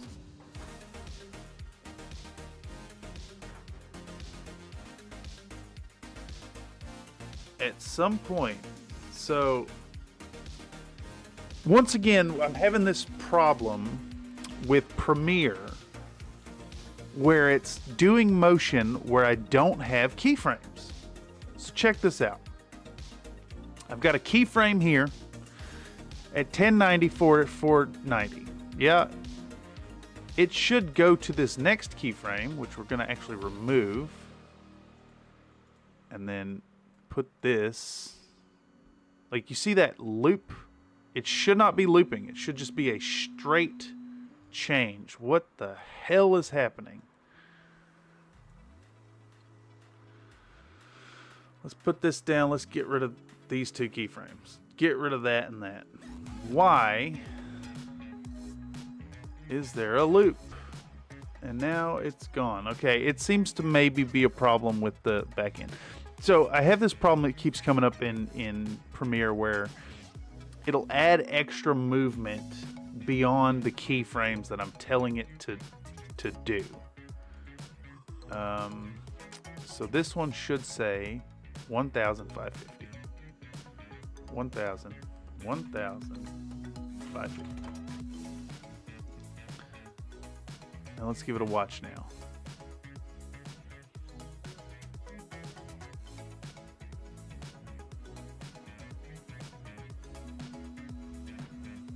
Okay, well that fixed it. I had just enough time to, bitch about it.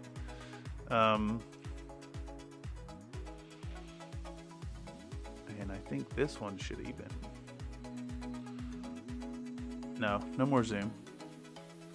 Okay, good enough. Yeah, it's a problem. It keeps happening. I keep ending up with extra movement that is not dictated by keyframes, and I don't know how it keeps happening. It's like when I put some stuff in and then I change my mind and have the movement go around in a different way. It will, at times, try to do motion with both. I don't know if that makes any sense. But yeah, that's a thing. Okay. We have applied contrast paint to the bases. How long since the talking head was that? Okay. 10:43 from 9:20. That's only a minute and 20 seconds.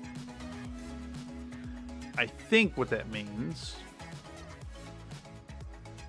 is we're going to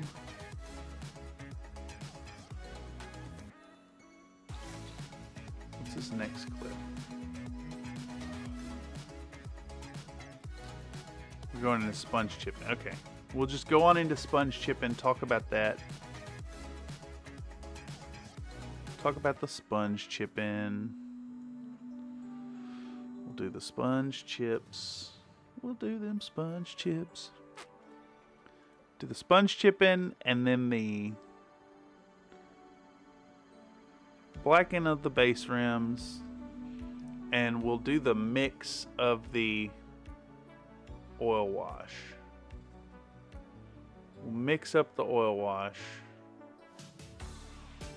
and then insert a Game Boy break, which I'm not sure if I'm gonna film another Pokemon scene or Tetris, because I've been playing Tetris lately. I took a break off the Pokemans to play Tetris, so I might toss in some Tetris. In the meantime, I'm losing my focus.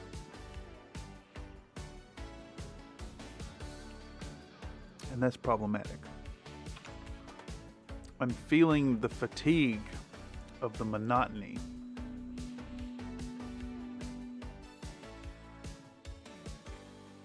Okay, so we set these models down, and then we'll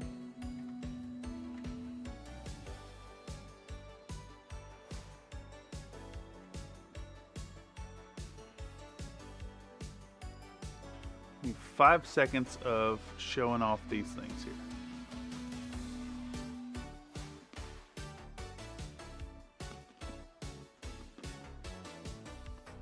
Five seconds of these colors. Oh, that works well, I think. Show the colors. Mixture of black and burnt red. And then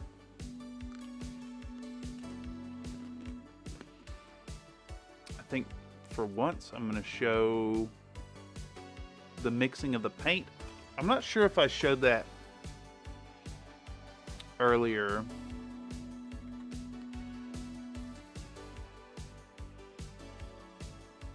But that'll give me a few minutes or a few seconds of exposition on my color choice. And then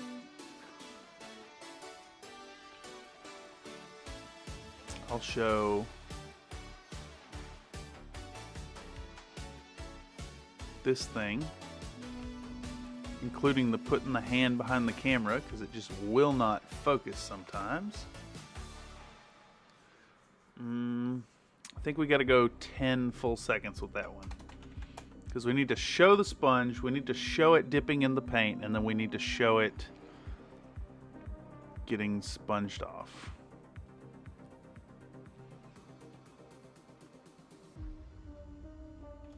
Yeah.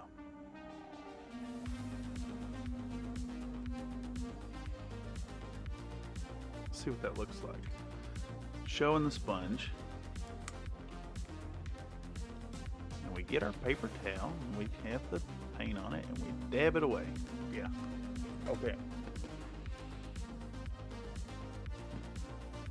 So we can get rid of this.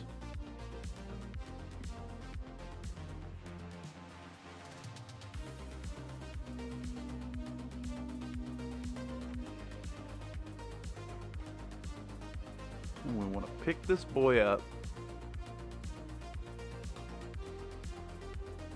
And I think same situation. Let's show a few seconds of it. Ooh. What am I doing over there? That I'm off the camera for like 4 seconds.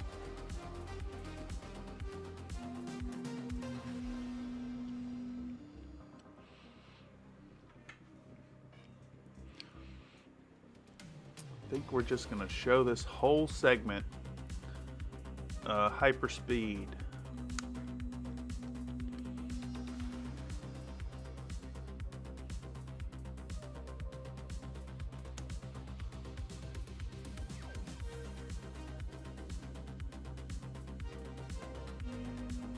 Yeah.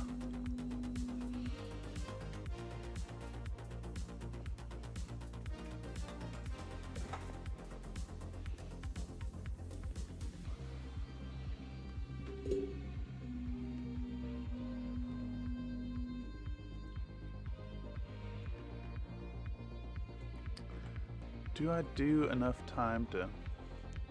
I'll give this 3 seconds, I think, on the front end. I'll do 3 seconds. And then I scrutinize it twice.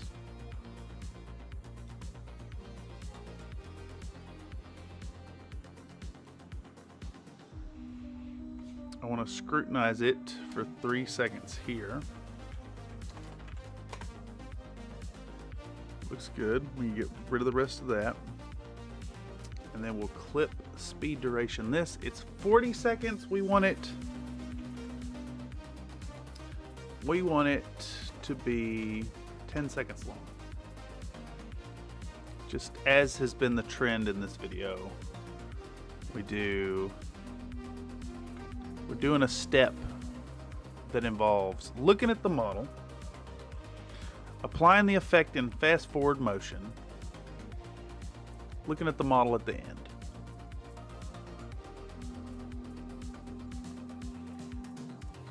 And then, of course, you're like rinsing and repeating for the whole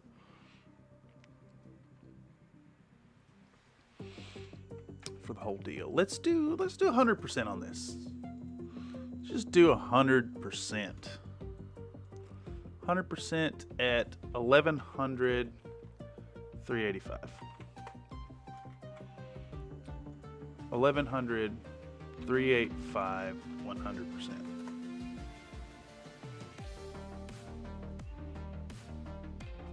It doesn't quite work. Let's try 80. Let's try 80 on them. We'll go 80 here as well. Let's see what that looks like. We show the model, we start jabbing at it. I think the whole thing should be moved down in the frame a little bit. Yeah, quite a bit actually. I'll move it way up. Position should be 500, 1100, 500, 1100, 500, 1100, 500, 80%. Jab, jab, jab, jab, jab, jab, jab, jab. Yeah, that's looking good. That's acceptable.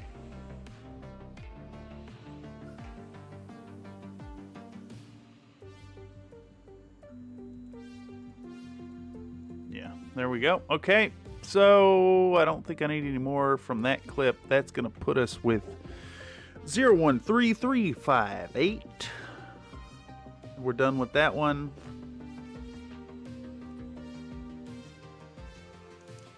And then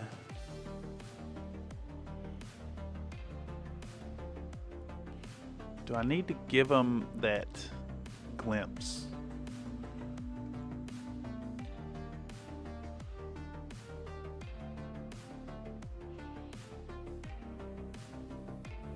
How long is that clip? 24 seconds? Let's do 10 seconds later. We'll take a brief break and look at the models in an up close fashion.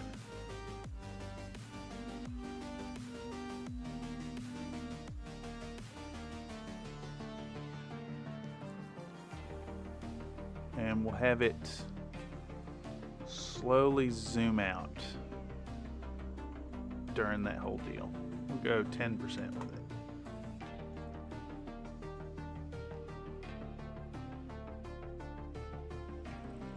.10% not enough. Go out 20%. We'll also move it. He likes to move it. You know? Let's see what that looks like.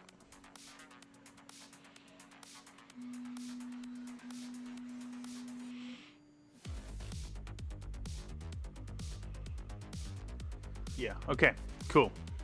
We're regarding the models. Es importante. Creo que es importante. Okay, so from here, what is next? We're blacking the rims of the bases. That's what's next.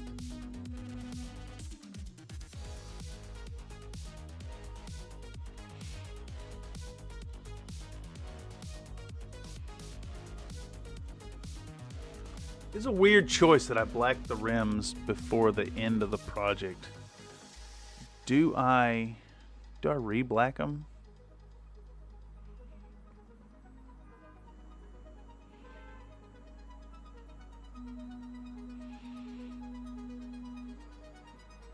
I don't know if I do or not. We can definitely skip over that whole bit about building a box. I did this whole like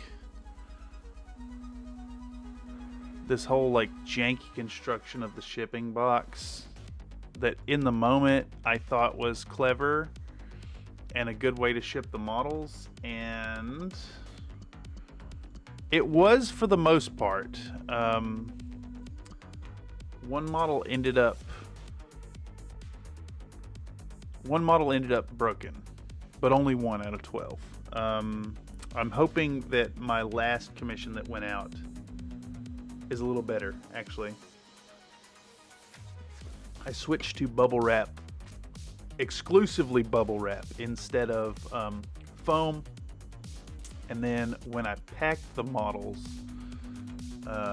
they were very snug. There was no give. They were all very, very wrapped up. Each individually wrapped, and then like cushioned on all sides. Okay, let's see if this has made any motion tracking wise. It is no updates. No updates. Okay, that sucks. I'd like to see my client getting their models faster, but you know, I can't control the shipping companies, and I've had nothing but trouble from them. Digressing, I am fading a bit here. I'm losing focus.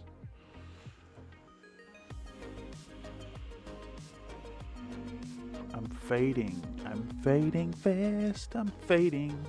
Let's take a break. Let's take a break and play a game. Let's play a game. And I think we're going to play a little bit of... What are we going to play? We're going to jump into... We're going to jump into this game, Cultic, and show y'all this title that I recently played. It's a whole lot of fun. So if you guys like shooters, if you guys like good old school style shooting games, let's save this. Let's close Premiere real quick so I can get my resources back. We'll jump back into Premiere and finish it up today, but I am having trouble staying focused, so I'm going to take a brief break and jump into some video game and show off this cool title to y'all, just in case you're interested. Well, that is, unless it completely locks up my system and don't like to go. I could be wrong. Fate could be telling me no. Okay, no, it's gone. All right, here we are. This game's called Cultic, designed and created by one guy. Real fun boomer shooter title. And let's just do survival. I haven't done this yet. I just finished the game. Let's start into some Cultic. So it's got a fun aesthetic. It's three-dimensional. It definitely throws back to those old games. What have I got? Oh, I get to shop. Okay. We're going to pick up the... I've got 750 gold, or 750 money, whatever it is. I have to start with... Do I actually have a weapon to start? I do. I start with a pistol. Let's blast some cultists. I highly recommend this game. It's so much fun.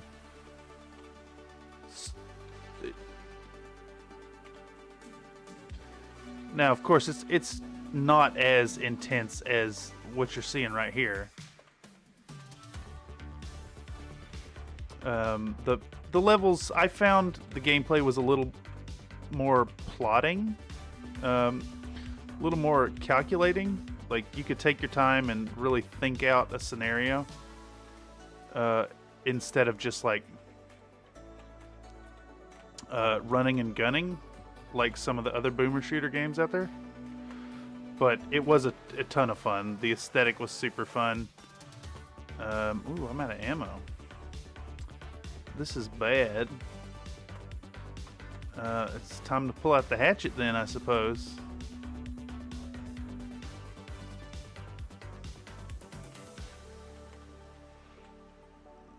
Let's see if I can't handle this wave. I think right now on Steam this game is like $5.99 or something. Real inexpensive, good time. Definitely worth checking out. It's a pretty good story. Pretty good time. I can't recommend it enough. Let's do all that. Oh, I can start this. In rest. I have no upgrade parts. In rest.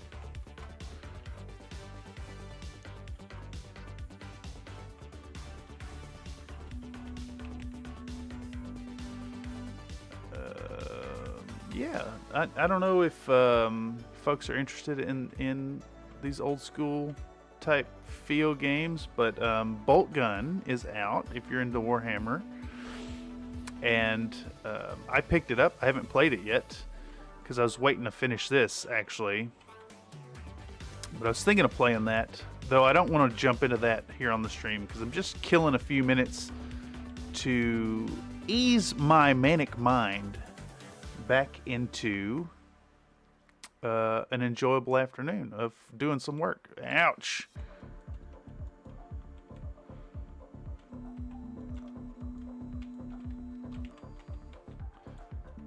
Oh no! Oh no!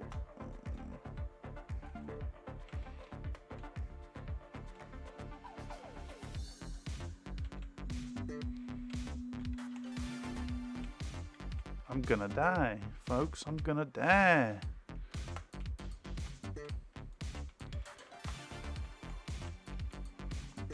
Oop.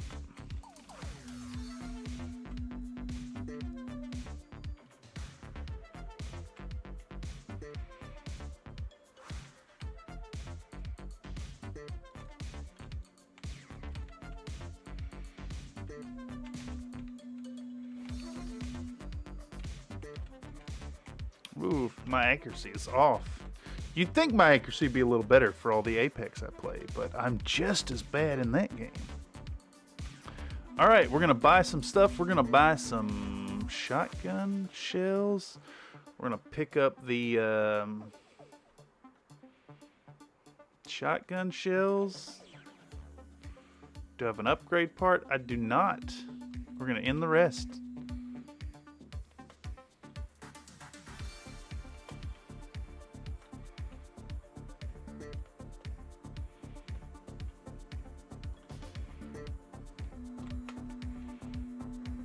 Who's here? Where's my friends? Where's all my friends at?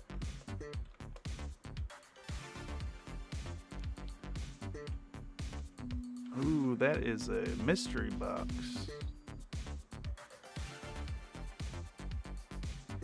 Where's my friends? I hear them. I see them.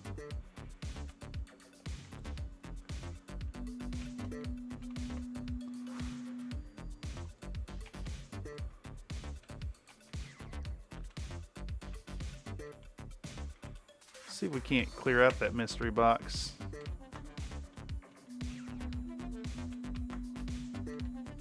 Zombies, no!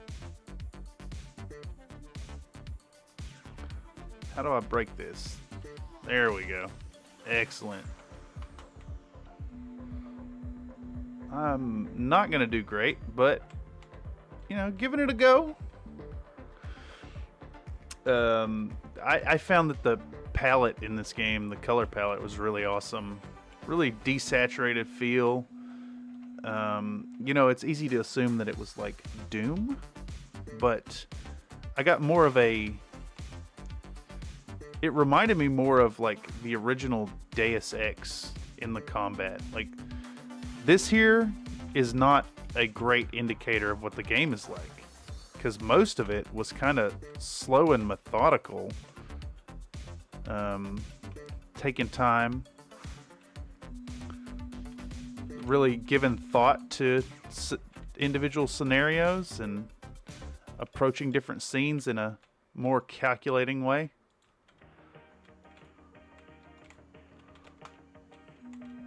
But the movement was there for this intense action.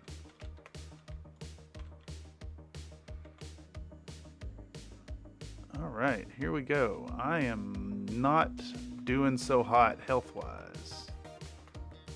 There's a little bit. There's a little bit. How much money do I have?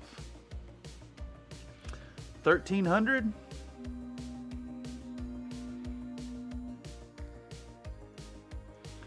Might be time for some 9mm. We're going to end the rest. Pull out our Sten. I hear people already.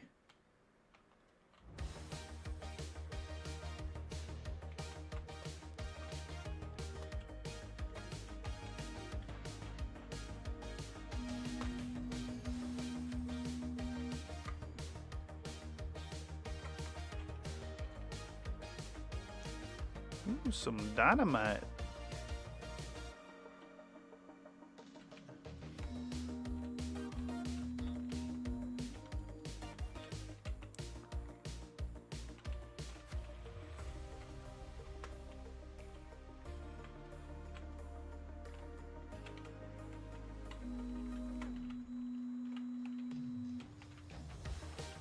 Yikes. Where's my shotgun? This is bad.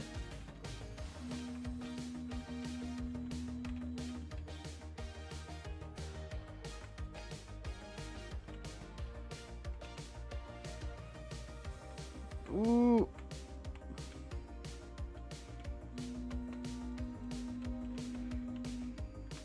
Okay. I'm alive.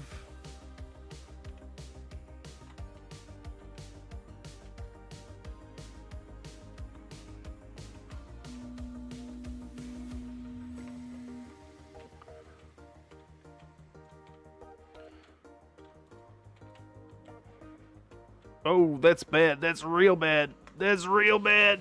Oh, I don't like that.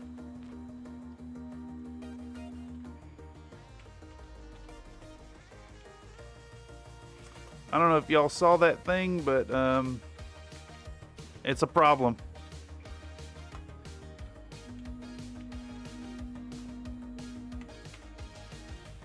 Where was it? No, big beefy boy running around somewhere. Where was it? Where was it? I need to burn you, beast. No, I didn't get it. Where's it? Oh, he got him. He got him.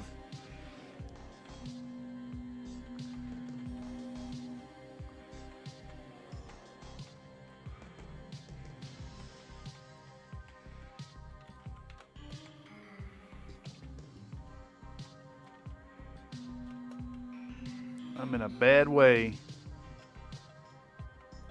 Where's he at? Oh, I have an indicator. Okay, okay.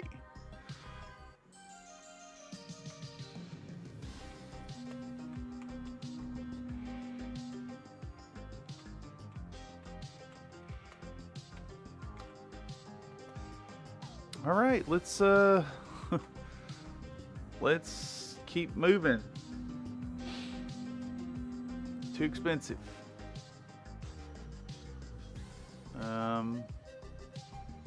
Let's do that.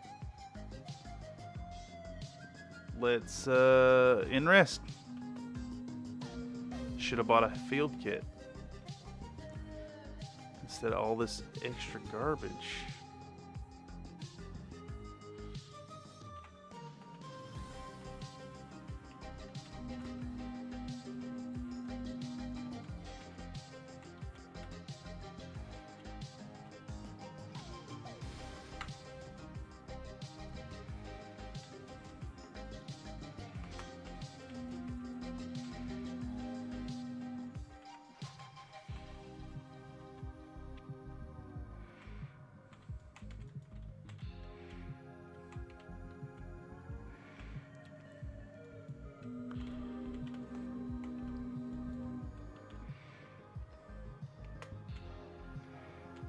All right, we're somehow still in this mess.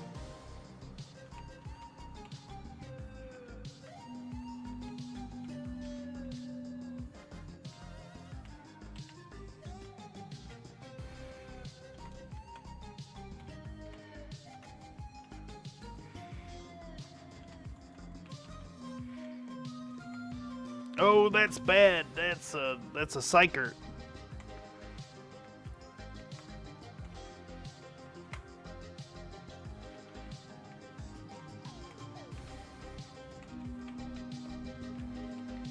Oh, I'm going down.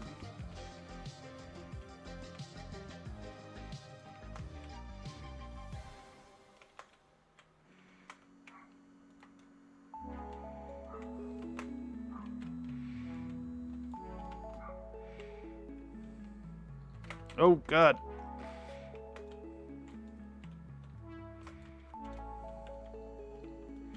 That's especially bad.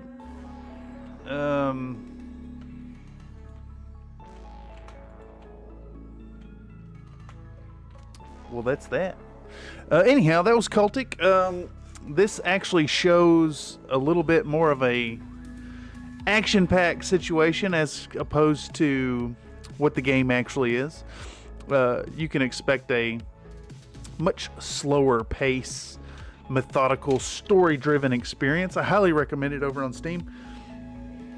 real good time. I'd take a break in between sections of being productive and put like 30-45 minutes into it, play a level at a time. It was a good time. I think my clear time of the story was about 6 hours. So yeah, that's Cultic. Highly recommend it. Pick it up. Support the developer. Made by one man. Good time. Anyhow, I think that indulges my mania just enough to hop on back into the editing and get back where we were. I tell you, living with a disturbed brain can be a real pain sometimes, and I struggle a lot trying to stay on topic and have good days and focus. But it also has a flip side of allowing me to inject those manic moments into painting marathons and bring that excitement to events like tournaments and such. Anyhow, where were we? Okay, so this segment here that we're on is we're blacking the base rims. It's unusual that I chose to black the base rims before doing the oil, because usually that's like the very last step. But we're gonna do this now, and then I think from there, let's go back into the commission painting thing. I'm actually gonna remove all the instances of these, like the media that has me building the box. So like I grabbed all this stuff I recorded putting this together because I thought it would be important. And actually, I think it's kind of, though well-intentioned, it's a bit of bad advice. You shouldn't build a foam insert for your box to send your models. You should just buy some bubble wrap and individually wrap the models, which I didn't record for this because, well, it was the second commission that got wrapped in that fashion. I gotta admit that the box that went out for this here commission was not as professionally put together as the ones I'm sending out now. But you know, you grow and learn, as is tradition. So, giving a peep into what we're doing here. This is 14703. We've got 1, 2, 3,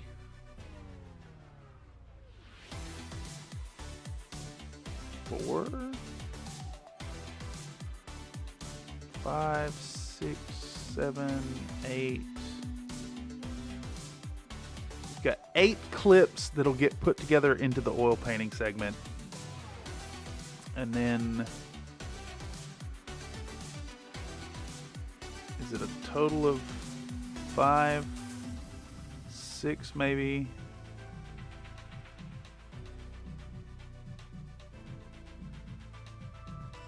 Six clips of doing the lens jeweling, and then we dry brush the bases, and we put the base embellishments on. Oh, is this blacking? Is this me blacking base rims again? Jeez. See, this is why I do it at the end normally. What is that? 122940. 122940. It's going to be towards the end. I am indeed re-blacking base rims at the very end. That's frustrating. And, you know, it might be a good talking point.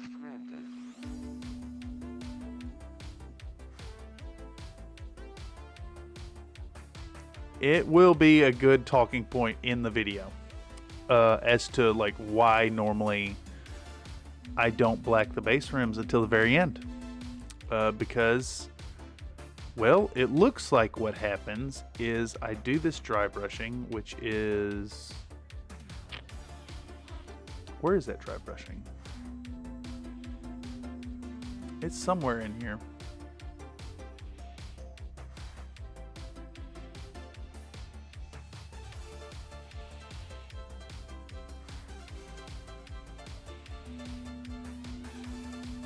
Where was that?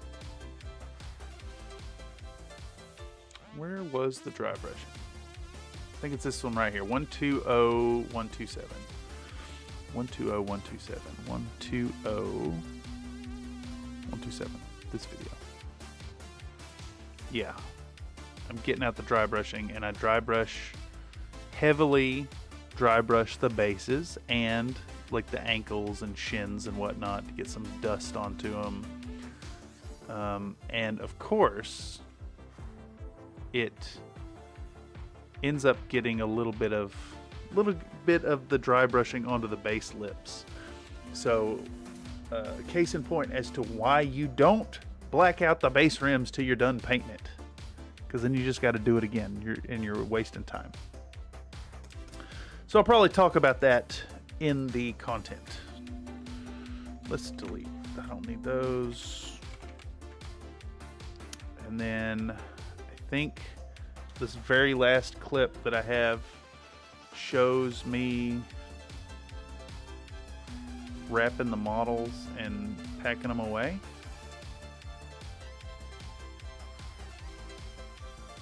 Which is...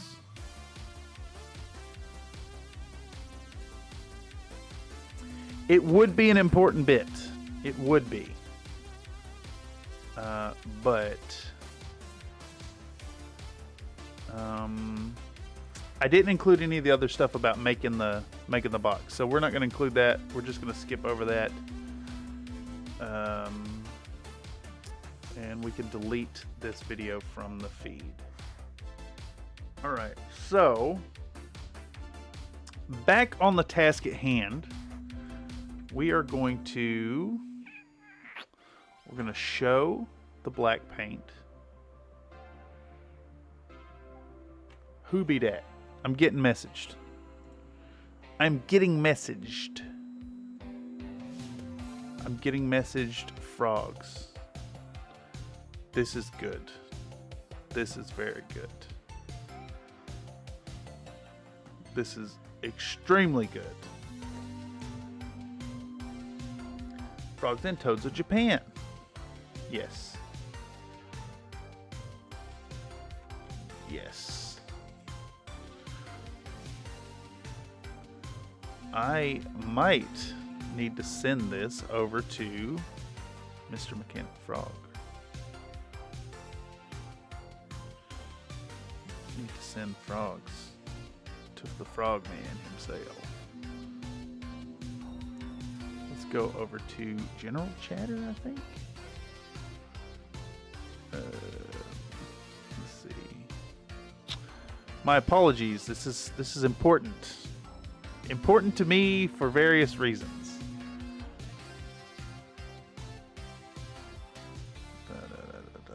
We're gonna put it in here. Put it right here. Bank. Corvus. Frog.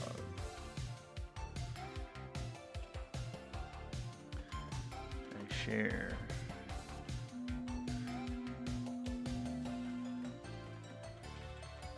Share worth interrupting the streaming.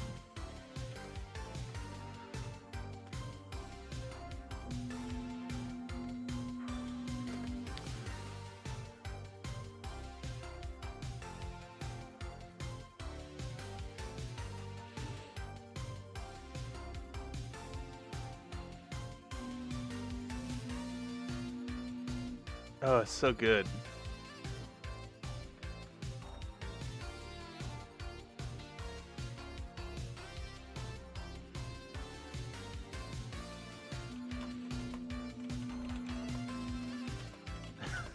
Sorry, folks.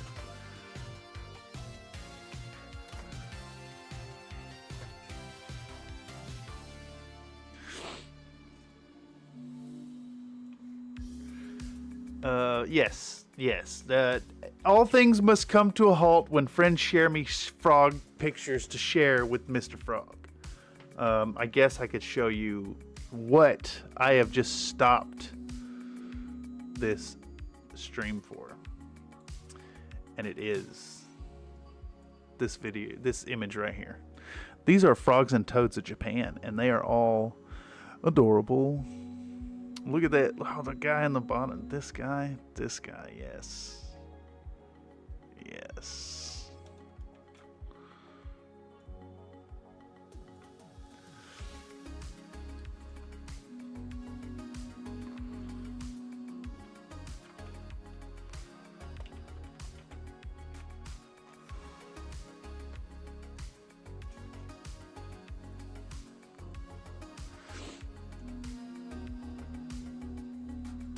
Important things first. And of course, as is tradition, anything I can do to interrupt being productive is the way. It is absolutely the way. Let's give an audio test real quick. Music sounds all right. Mic sounds all right. Yeah, seems all right. Let's go ahead and let's give that a little snipperoo. Let's give a 5 seconds to... Can I get away with 3 seconds? Can I get away with 3 seconds? I can get away with 3 seconds. Okay, we're gonna do this stretch in 3 second increments.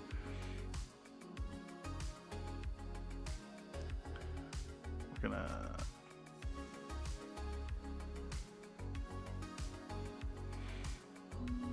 Come on, mister.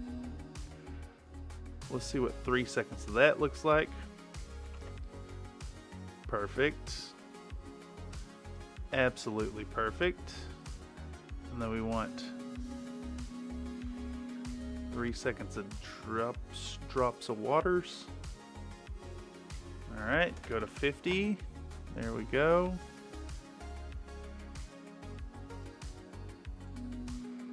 And then I like this. I like what's happening there.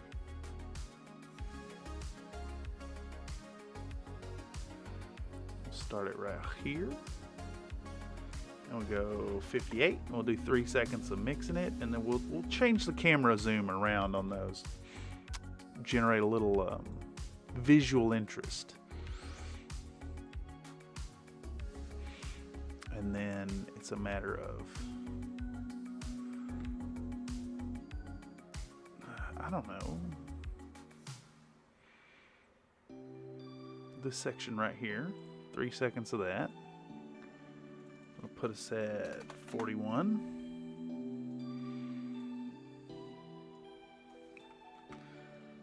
And then we'll do 3 seconds on the back end, right there. Looking good. 3 seconds here. Yep. Kind of this like rapid fire treatment. And then right there as well. 3 seconds of that. Boom. And during this segment, I can talk about why I wouldn't do this at this stage. So we show the carbon black. We are going to effect controls this into a 100%. And we're going to put the position up right in the corner. And then this one's going to be even closer.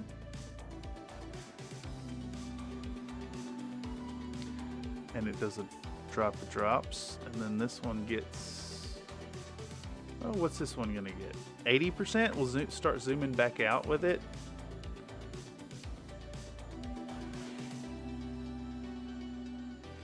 And then we show this guy right in the middle. And then this one's gonna be 75. Create some variety. And then this one will be splitting the difference again with like a 60% zoom. Well, let's give those a watch and see what it looks like with the camera jumping around like that. Carbon black comes out. Carbon black on the palette. Water added. Give it a hard stir. Showing the base. Showing the base. Showing the base. All right.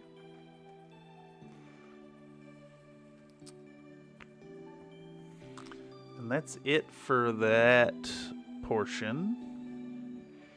What is this? This is 014703. And then what is this segment?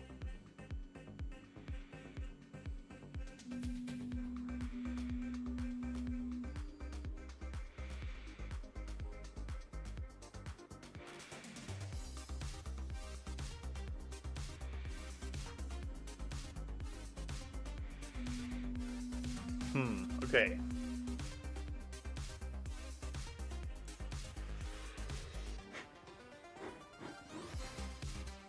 I think what that's gonna be, we're gonna take this. We're gonna take this segment right here as it is. We call it 50%. I'm gonna show a few seconds of it. We'll start right here.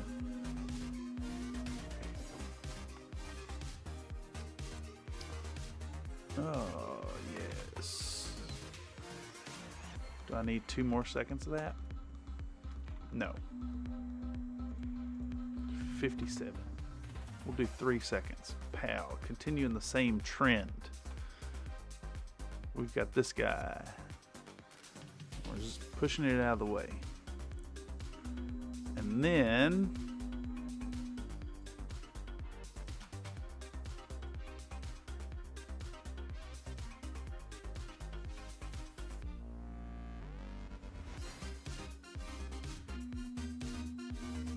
oh, that's a little jarring, I think.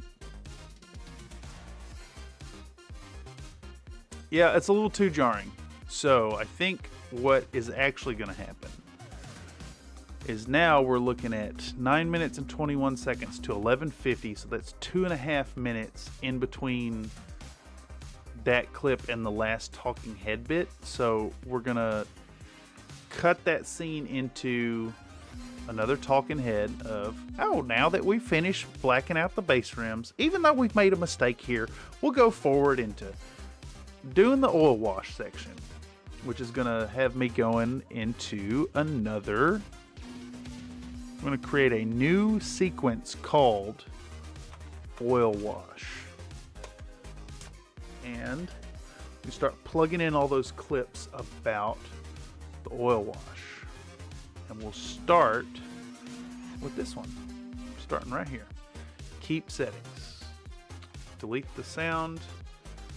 And again, for those of you who use Premiere, the way I'm getting rid of... So I imported the video, which has its own sound clip. I make sure to have the linked selection right here turned off. If you have that on and you click the clip, it'll select both.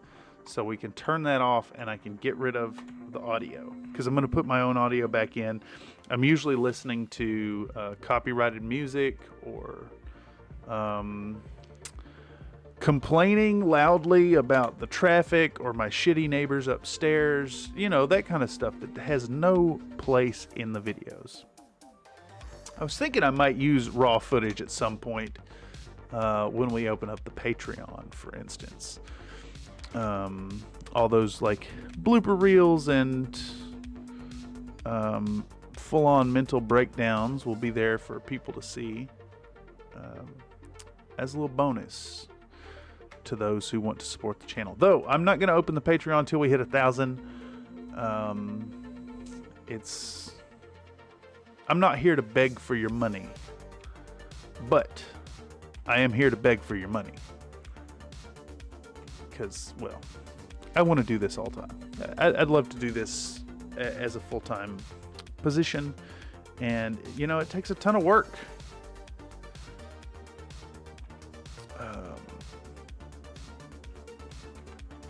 So anyhow, digressing, the scene we're cutting into now is the pre-preparation of oil paints. And I think we're taking 5 seconds. I think we'll do this in 5-second chunks. So we've got the models, and we'll slide it out of the frame.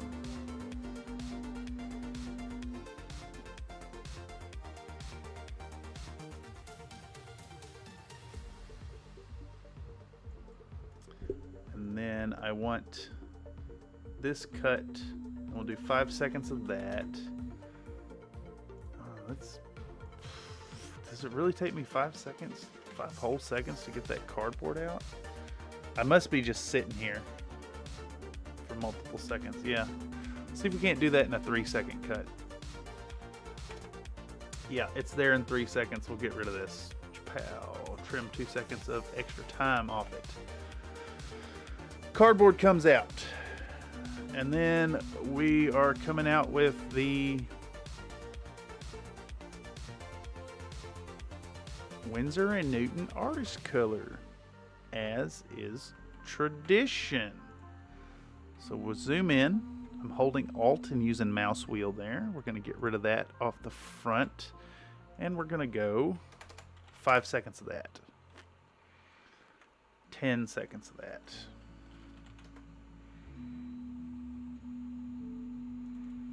20 seconds of that. Okay, no, that's not going to work. We're doing, I guess we're doing this in 3-second clips. Yeah, we'll do pow, 22. We show this.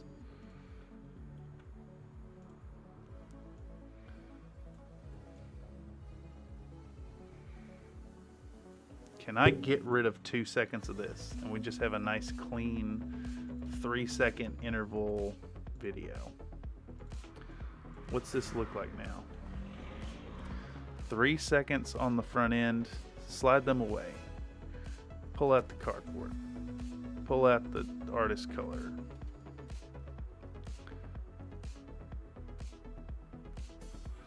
Let's do 3 seconds starting right here. 30. Yeah, looking good. Pow. Good enough is good enough. As always, it's good to remember that good enough is good enough. And that is kind of the whole shebang with this channel. It's always good to remember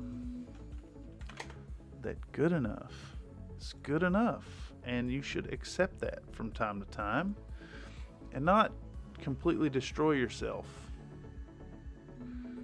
Why did I put Arbok back in the frame?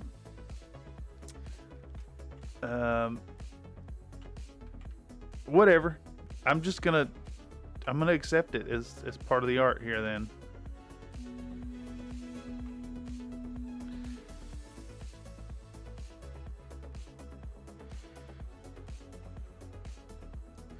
Let's just toss it in there. I don't know why I did that. I probably had some kind of reasoning behind it. But I am an enigma even to myself. Arbok. Okay. That's the thing. It's in there. We got 18 seconds on this clip.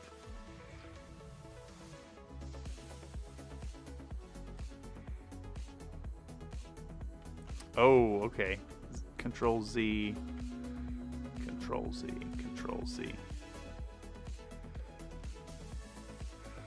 We'll do those 3 seconds.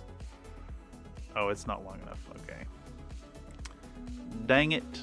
Dang it, man. Dang it. We're just going to put our bucket. Oh, it's happening twice.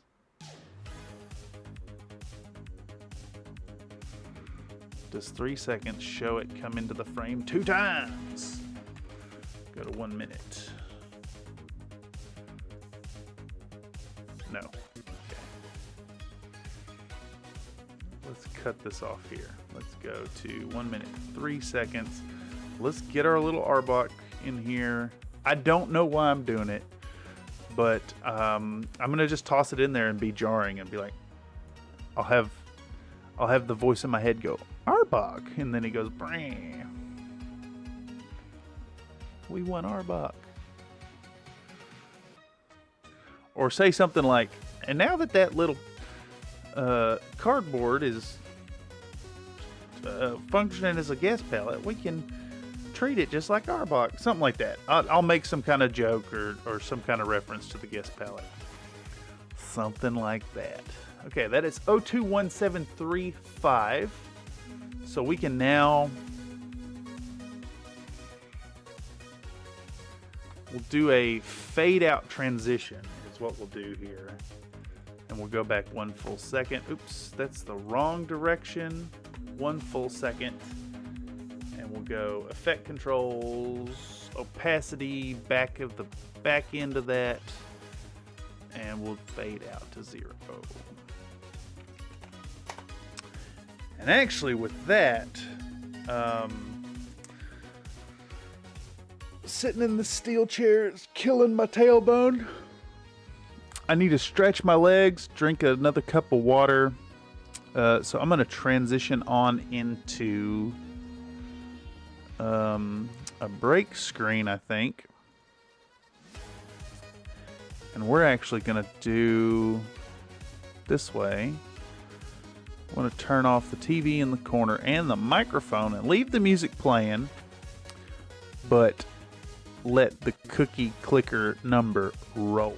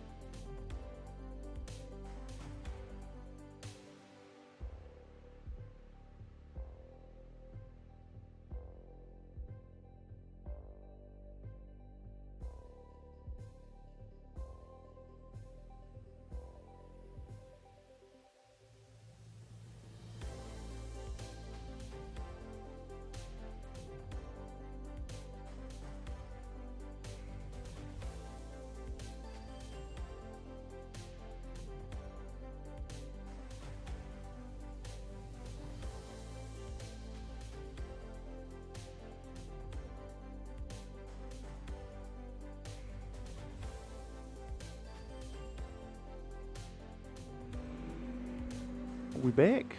We back. You working? Testing mic. Testing mic. Testing mic.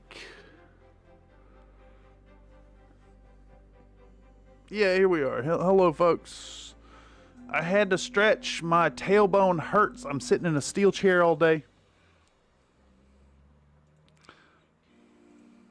It ain't fun. I think it is time to invest in a better chair. Also, I should probably transition all the way into full opacity there. Anyhow, I'm just always watching this cookie clicker run in the background. And I'm trying to build up a collection of wizard towers so I can sacrifice them to Crumblor the Cookie Dragon. Anyhow, here we are, we're back. We're still doing work on this here. Whatchamacallit? This here process, this here oil wash segment.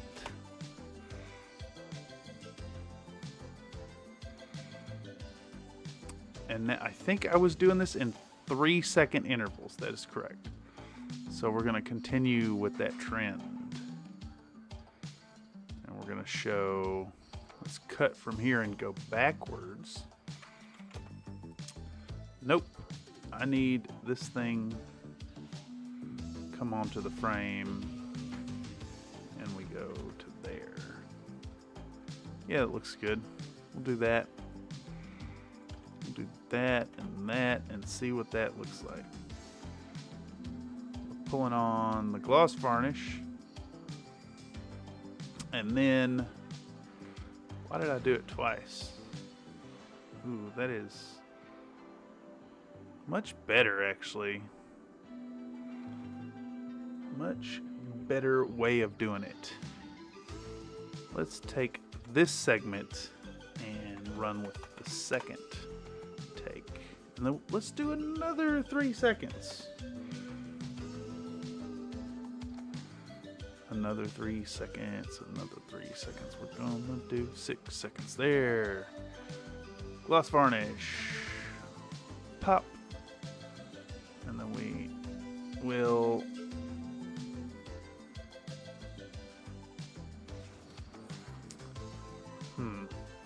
is it worth doing a 9-second continuous shot?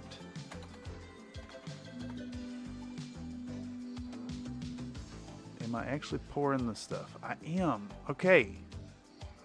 I think I'm going to keep that 9-second continuous shot.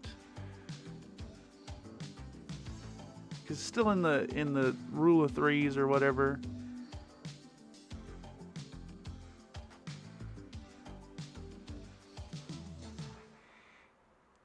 Yeah, I love those shots of filling the thing. I don't know why. I couldn't explain to you why. But I do indeed enjoy them shots. And this one might also need another, let's call it a 6-second shot. Let's see how that looks. So we're going to zoom in on that.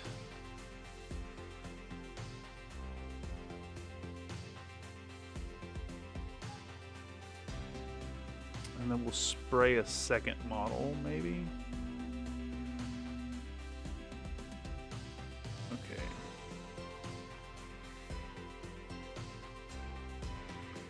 Let's do another 6 seconds there on the back end. Like that. Yeah, I like it. I like it. Okay. So, I think that is all I need from this clip.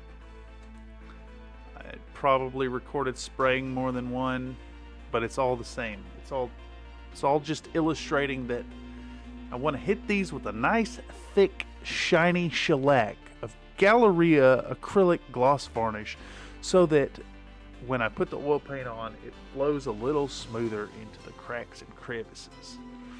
And then this one can be zoomed in some right here. We can go 75 with it and move it over a bit. And then we'll call that 770 and 485. We could actually go a little bit more that way.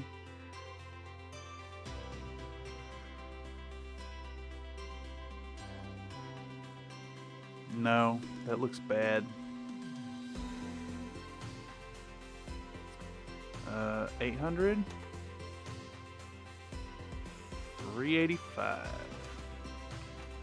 No, other way. 370. 370. See how that looks.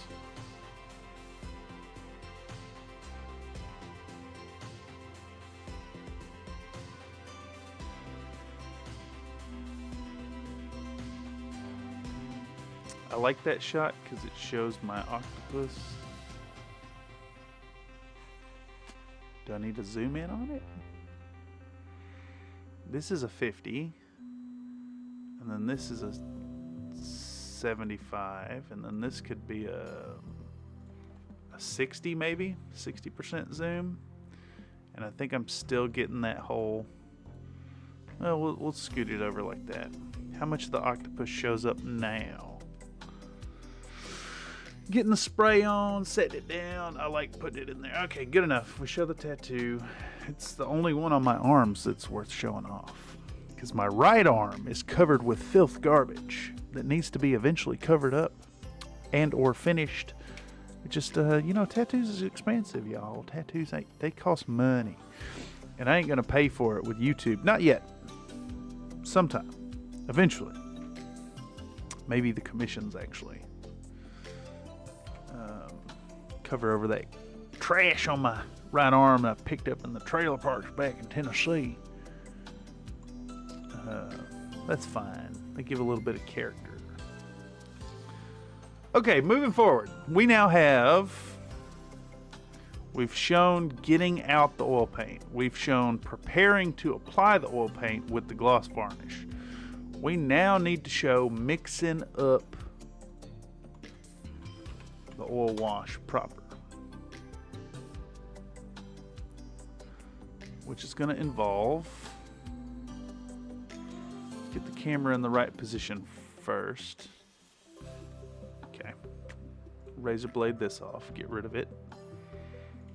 Can I still do this in nice clean 3-second intervals? Oopsies. Let's turn on track targeting. Let's do 3 seconds here. Yep. All right, we'll get our cup.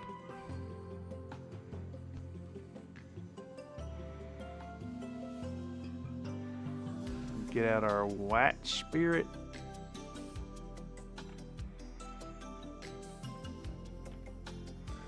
Okay, I'm realizing that if I do, what if I do 6 seconds here?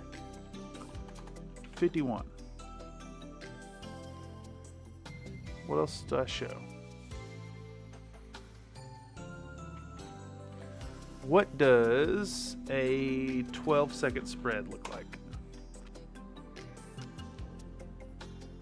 That might be what we're doing right there. 12 seconds. Pow. Grab it. Snag it. Flip it. Flop it. Twist it. Smack it. Bop it. Skip it. We get our cup and our white spirits, and we're gonna get out our oil paint. Slap. Put in a sound effect. Okay, that's good. And then we'll do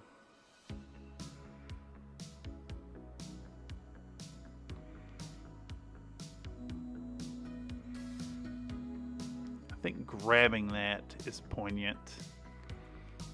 We'll grab that and then see what 9 seconds look like. See what 12 seconds looks like. See what 15 seconds looks like.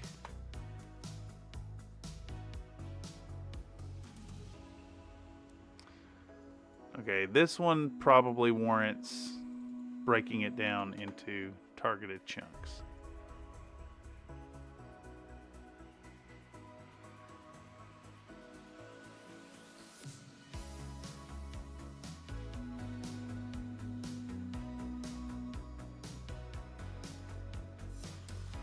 find right there. Drop a razor blade. Where does 3 seconds put that? 3 seconds has us putting it in there. We'll do that. We'll grab it. Throw it up here. And then we want to grab black paint right here. And also throw 3 seconds of that.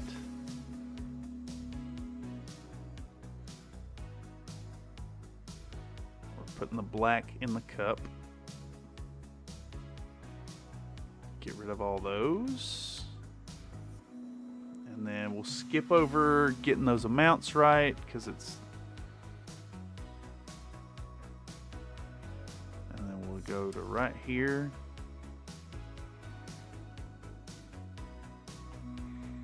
Just start it right there and do 3 seconds of this.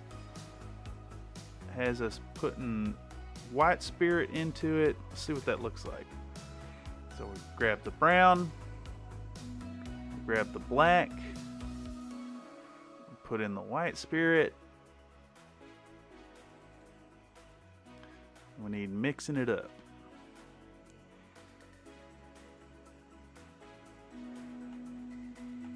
Right there is good. Pow. What's 3 seconds to make that? Does it go from clear to black? It sure does. So that looks good. And we'll slap that on. Let's see what this mixing of the oil paints looks like. So we'll need our disposable shot glass, a little bit of white spirit and a pipette, and then our oil paint. Slap.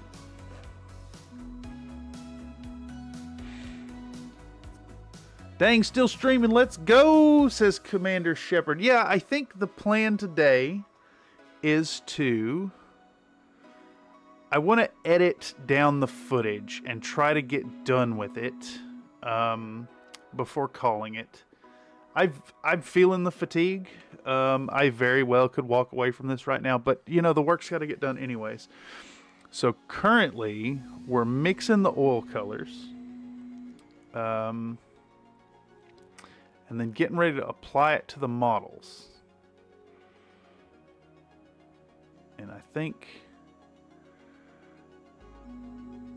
I'm going to include this little snippet right there showing the testing of the opacity. Oopsie, clicked the wrong spot. Go 26, 3 seconds there. All right. And then for in the grand scheme of the thing, we've got a shot that shows the oil on the models, and then these 1, 2, 3 clips about removing the oil paint. I'll probably end up only using one of them, honestly, because I bet it shows everything I need to. So we put the oil wash on, we remove it, we do the flat coat, the matte over top, and then it's just a matter of lens jeweling, more lens jeweling, more lens jeweling. Okay, so oil wash, lens jeweling, dry brush the bases, apply vegetation, and then the final reveal shot of the set, and that is all the clips that I have to edit down. From here it's going to be, I need to make the time to record my talking heads, and then I'll probably run one more workflow live stream wherein I do all the voiceovers. I think those are fun, actually. I love getting the twang on live. So we're probably looking at another... How long's this one been on? We're at 3 hours and 25 minutes. I might run this for another half hour and actually call it, and then do some more editing in my free time. But we'll probably be able to wrap up the voiceovers in a final 3 hour or so stream. I think that's about what I took on the Marauder, actually. let's see. How many episodes of Big Marauder Part 2 were there? Go to your videos and pull up the live.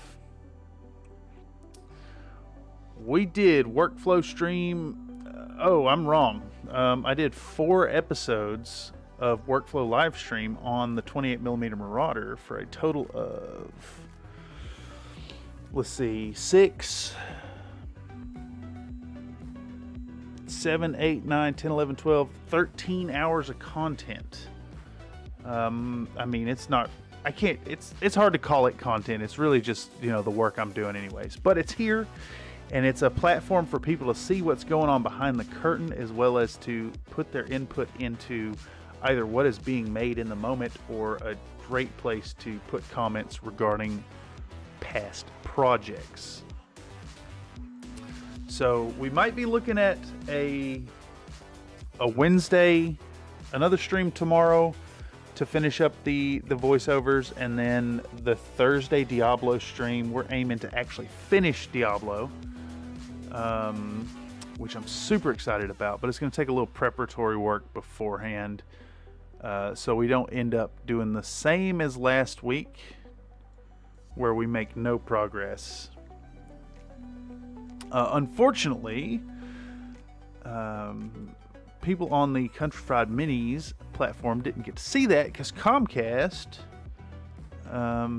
screwed me over. They throttled my service in the middle of the stream and killed the stream. It was very unfortunate. But hey, it is what it is. I've been in talks with them to try and resolve the problem. They don't seem to think there is a problem. They also tell me that Comcast does not throttle their customers, and that there's nothing wrong with my service, though apparently I need to upgrade my modem, which is exactly what I went through the last time I had this exact same problem. They told me upgrade the modem. I did that. Anyhow, let's just be griping about America's worst company. I like this shot here of the paint dripping off the model. We're going to take that. We're going to go back 3 seconds to 29. There we go. Wait, oops, did I lose my place? We're grabbing this clip and that clip. Extra drip. Yeah, I love these little shots that show ridiculous stuff, like the paint dripping, or like a droplet of water missing the palette, or like when I fumble and drop the models. I think that's the little touches that brings an element of humanity to the project. Like right there, that little drip, that's good stuff. It's going in too, right here. Yeah, one more 3-second tilt. And that has got this clip cut down. I think we'll do some stuff with the zoom. We're putting the brown paint, we put the black paint, we put the white spirits, we mix it up. We test the opacity on a piece of cardboard, and then we start slapping it on the model. Yeah, and I think those are deserving of... These are all deserving of slight changes to the zoom. So we'll start this one with a 60%. We'll start this one on a 75%. We'll pull it back out to 50 right there. We'll go back into a 80 there. And then we're going to go full 100 zoom. Oops, nope, wrong clip. I have the wrong one selected. Full 100 here. Because the only detail that's important is that I'm testing the opacity on the piece of cardboard. You can see it's nice and black. We're going to go 90 here. We're We're gonna go 75 there. Let's see if that still gets the drip. Yeah, love that little detail. And then this one can go back to 100, I think. No, that's too far. I guess doing 100% zoom really shows that how big the footage is. I record everything in 4K on my phone. And I don't need 4K footage. It's frankly a waste, I think. Most people aren't watching in 4K. You're streaming at 1080p. It's fine, it's crisp, it's enough. But if you record your painting footage in 4K, then you have all this leeway to zoom into it. Oh, you know what?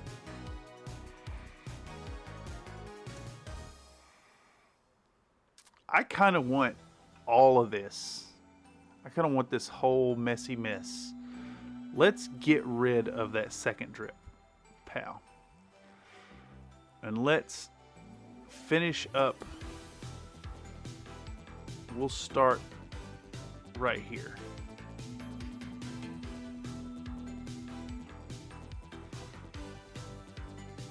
Yeah. And we're gonna cut off that end and take this whole dang thing. This will be the segment that really talks about the rank painting. And what does it look like at the end? Cool. We'll go to clip menu, speed duration. It is a 5-minute and 51-second clip, and it's gonna get shrunk down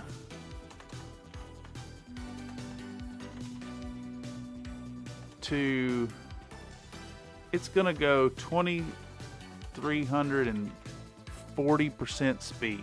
It's gonna be 15 seconds. 5 minutes of work condensed to 15 seconds long.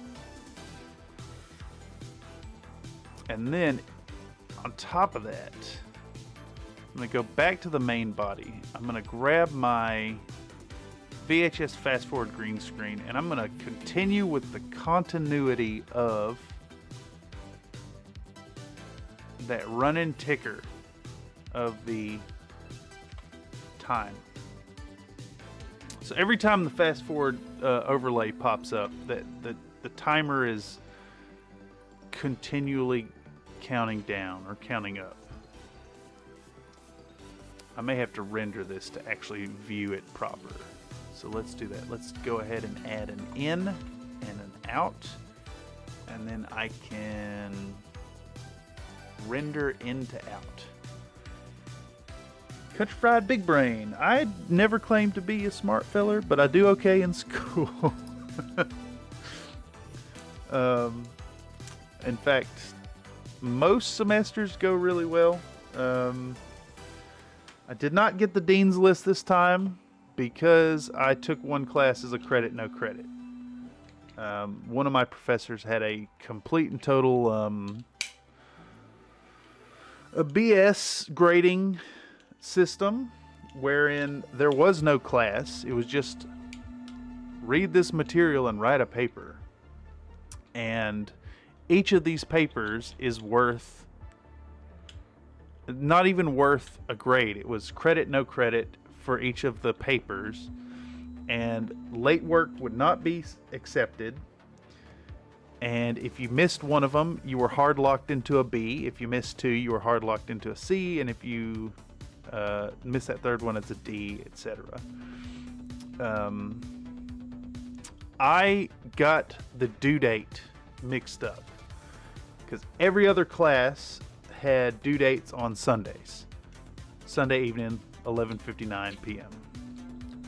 This professor had the due date set to 5 p.m. on Friday. I missed the due date on the first paper. So I was immediately hard locked into a B maximum. So I switched it to credit, no credit. That way I pass the course and it does not lower my GPA. So because of that, because I took a credit no credit course, I could not get on the dean's list this semester, which for some people would affect scholarship opportunities, but unfortunately in this country, the way things are set up right now, as a white cis male, the opportunities that I have for scholarship consideration are kind of limited. A lot of them are reserved for women, for people of color, for disabled, for people who are facing adversity in society, which I support. But my opportunities are limited immediately. And then in addition, the vast majority of scholarships don't actually go out in a merit-based fashion. They go to who writes the best and most compelling essay. I actually applied for a really big scholarship this time around that required a whole bunch of jumping through hoops. You had to record a video, you had to write a speech, send in a text copy of the speech, write a biography. I submitted all that stuff, and the response was, "Oh, though we appreciate your struggles, we decided to go with someone else." And it's like, no, I'm not going to put any more effort in it. I'll just take loans out like a normal American. Says the guy who's already $40K in debt.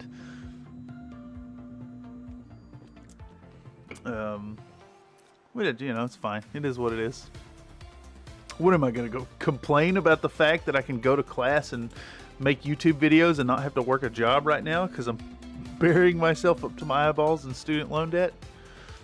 No, I knew what I was signing up for. Submit one of your YouTube videos into scholarship. That's actually that's a good point. So on that topic, my let's see, 2 semesters ago I took this video art course, and then last semester that professor asked me to come back as an instructional assistant. I took a class called Art 685, Projects in the Teaching of Visual Arts. So I had to not only assist her in the coursework, but actually write a bit of curriculum. And I did it by providing demos for the class in Premiere, which was a lot of fun. I really enjoyed it.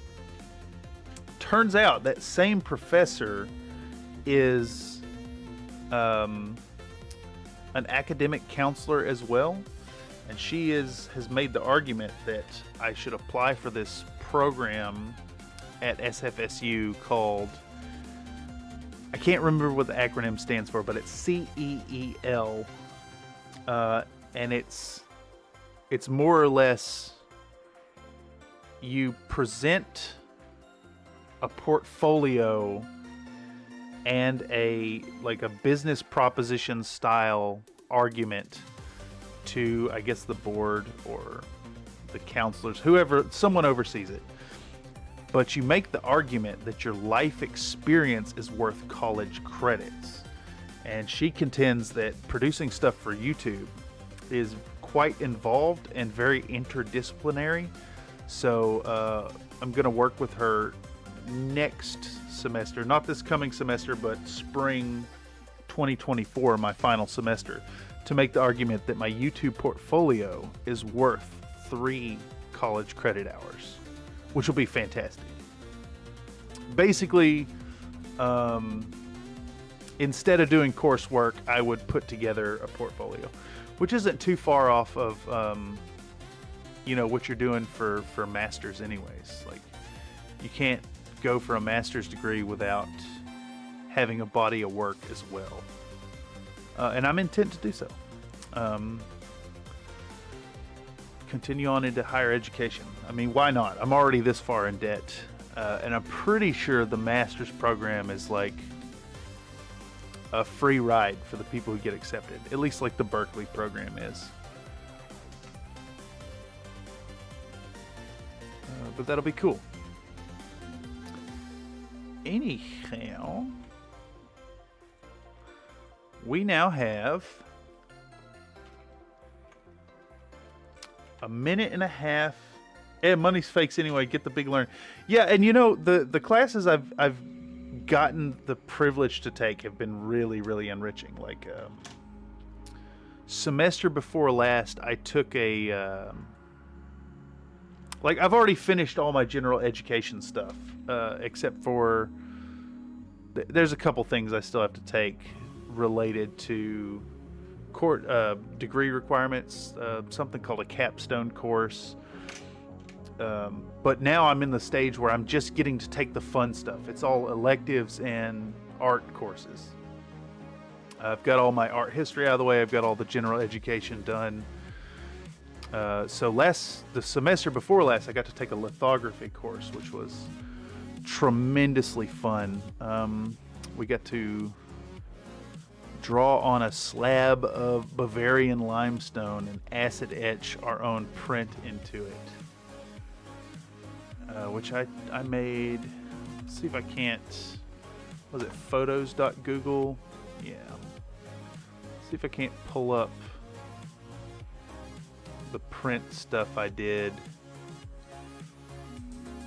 So I made a print of our first project in the class was The Gift. And I've got a buddy who plays Ariadne, which is a force in Infinity. And there's this unit in that game called the Veteran Kazakh, who has the unit motto, "No guts, no glory." So I sketched up the unit's head, some roses, and "No guts, no glory" in Kazakh. And then we go through this process of you transfer it and mirror it and put it on the stone, and you slowly use these. Oops. Open image and tab. There we go. You slowly draw it onto the stone using a variety of, like, the mask is gum Arabic, and the color is like charcoal and fat mixed together. And then we had this this ink, this what did he call it? It was like autographical ink. And then once you've got the stone finished, you then acid etch it with nitric acid and run it through this big press, and one by one produce these prints. And I did a limited run of, I think it was 22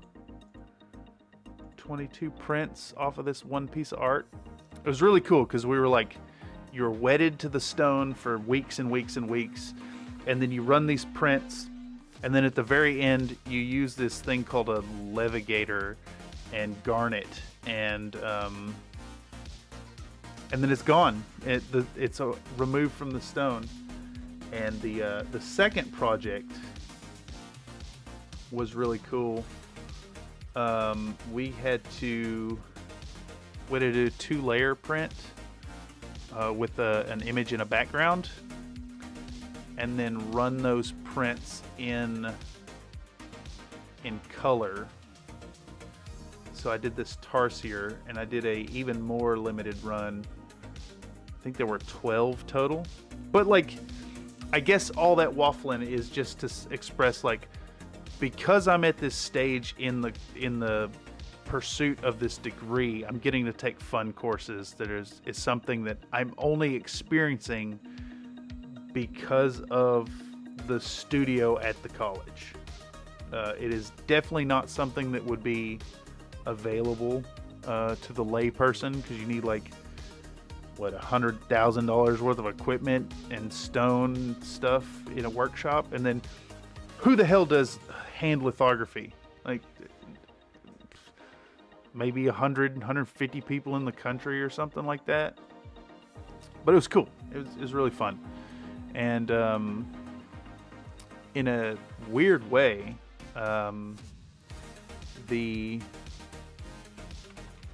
my video art experience is kind of mirroring that. I'm getting to do fun stuff, and it's at this point where it's an interaction at this intersection of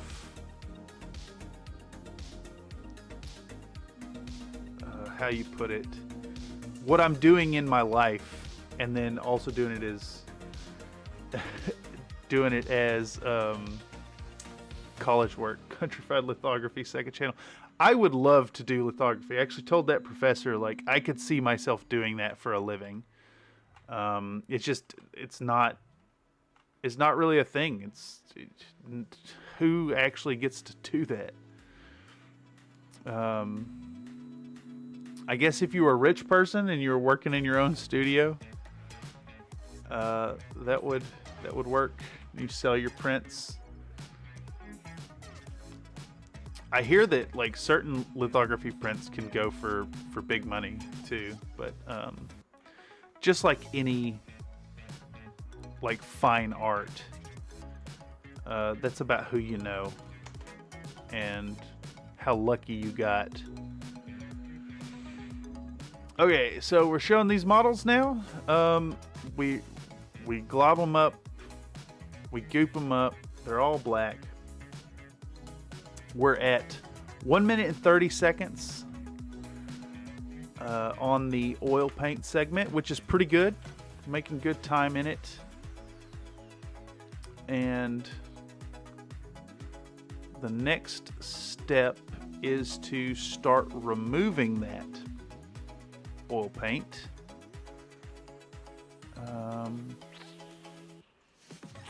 Let's shrink it down and see what we're working with. And I went with the,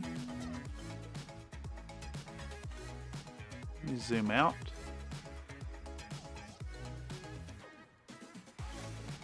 Back to the white spirit. Here we go. We'll start it.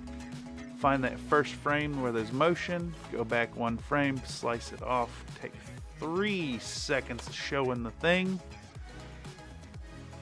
Cutting back to this here. I think we want to do another 1 second fade out right here. Actually put a transition in there. We'll go opacity. We'll go keyframe 0%.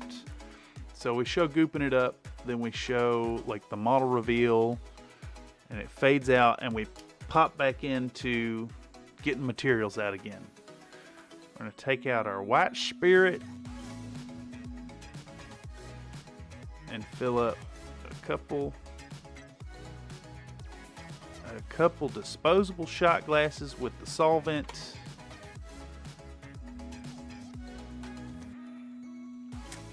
You know, is it that important? How important is it to show this? I don't think it is important to show that. I've done it in every oil wash video.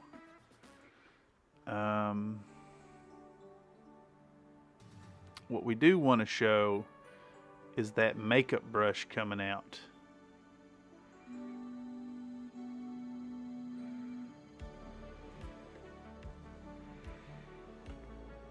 Right here. I want that first frame where I'm moving towards it. Slice it right there. Take 3 seconds. Pow. Alright, yeah, that's good. We show the oil, or we show the white spirit. Showing the white spirit. And then we take out a makeup brush. We dip it, and then we start right here. That's a good spot. Start slicing it. Oops, click the wrong location. Razor blade it at the playhead. Take 3 seconds. Start cutting them down. And then we'll start. Oop. Right there. Another 3 seconds of it. So to produce the effect I'm going for, we are removing a small amount of the oil wash from basically the whole model. The only areas that have the entirety, like the full darkness of the grime wash, ended up being like the ankles and the undersides of the arms, and always in a downward motion.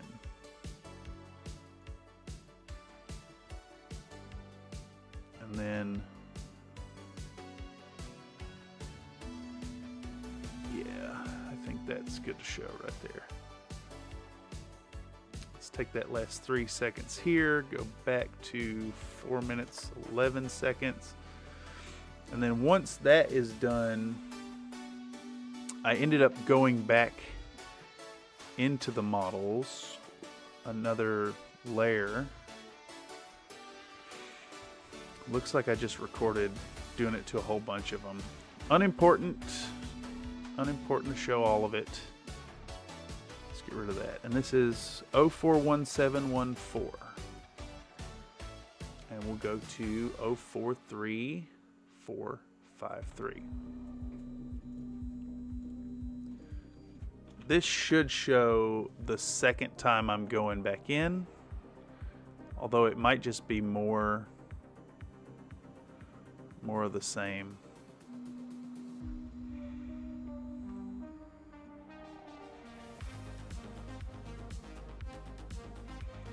You know, that looks like where I'm hitting the faces. So once you remove the oil paint from like the upper portions of the model, you want to draw the eye to the face, which of course is a trick in all mini paintings. So I ended up removing all of the oil wash from the face and like the top of the shoulders.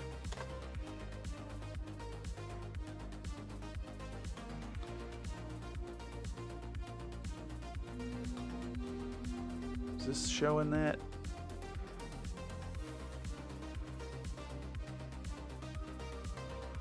This is all very poorly framed, so we'll get rid of that.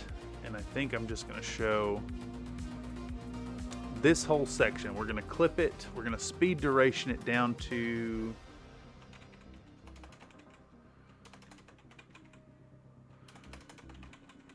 down to 9 seconds. Yeah. So it'll be 2080. Yeah.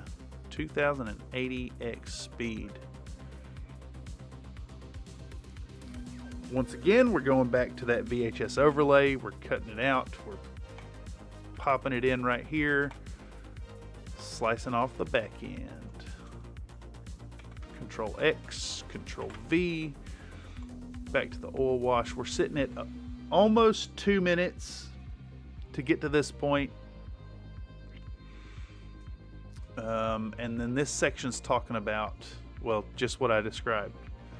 We're gonna hit them once again on the faces and remove any remainder of the oil wash on the cockpits.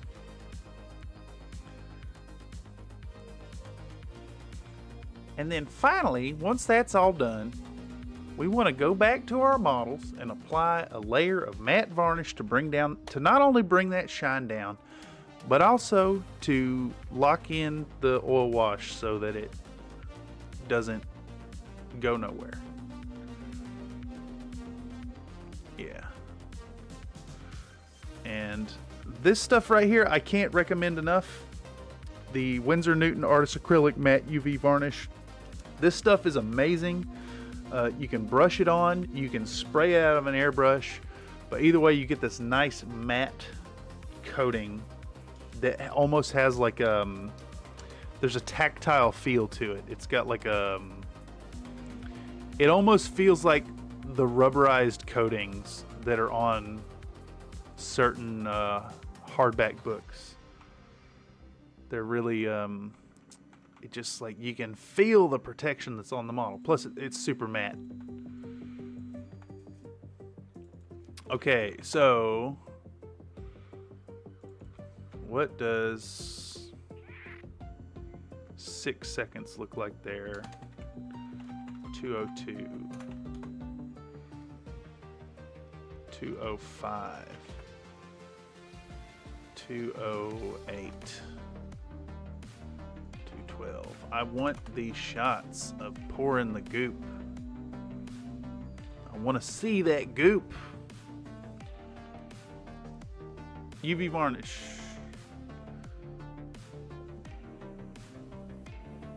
Okay, that's far too long. Too self-indulgent. We're gonna cut 3 seconds of it,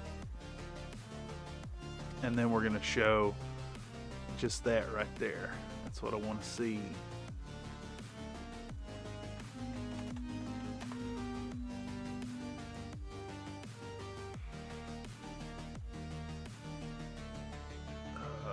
Yeah, like stuff like that little droplet coming down. That's awful, but I love it so much. It's so dumb. 12:20. Yeah, we'll do 5 seconds on that. And actually, okay, we'll just do this in 2 5-second segments. So this will be 2:01.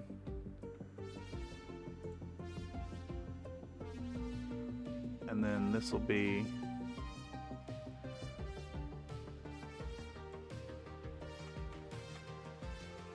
right here to right there.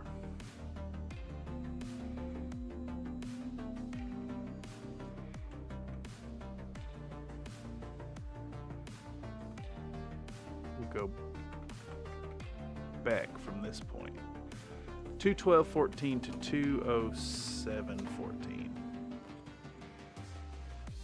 Alright, so this one will be fine at the 50% zoom, and then this one's gonna get just like uncomfortably close.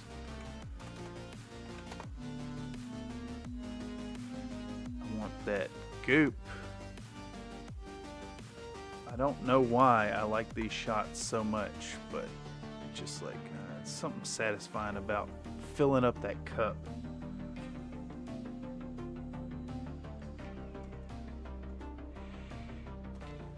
And then people need more goop. Yeah, I did I did something with the goop in, was it 28mm Marauder? Yeah, right here. Brown and black goo. Subscribe for more. Yeah, it's the goo, the dirtiness. I'm a filthy boy from the country, and I like to dirty up my models with oil wash.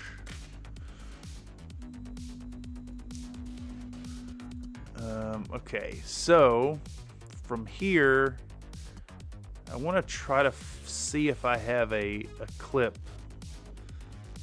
that demonstrates the sheen shift. I think that one kind of does it. Let's just see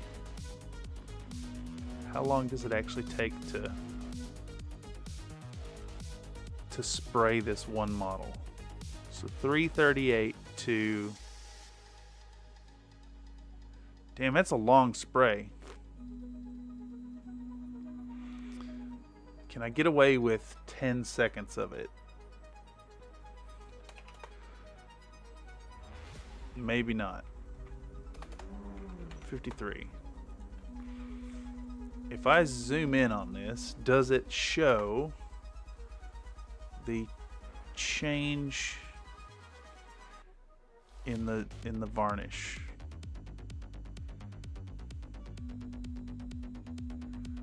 Yeah, I guess it kind of does. Yeah, okay. It can be noted. That's all I need out of it. We spend 20 seconds on that. I could probably get away with another 5 seconds on it. Let's do 15. So that'll put us to 53. I guess that's what I'd already done was 15.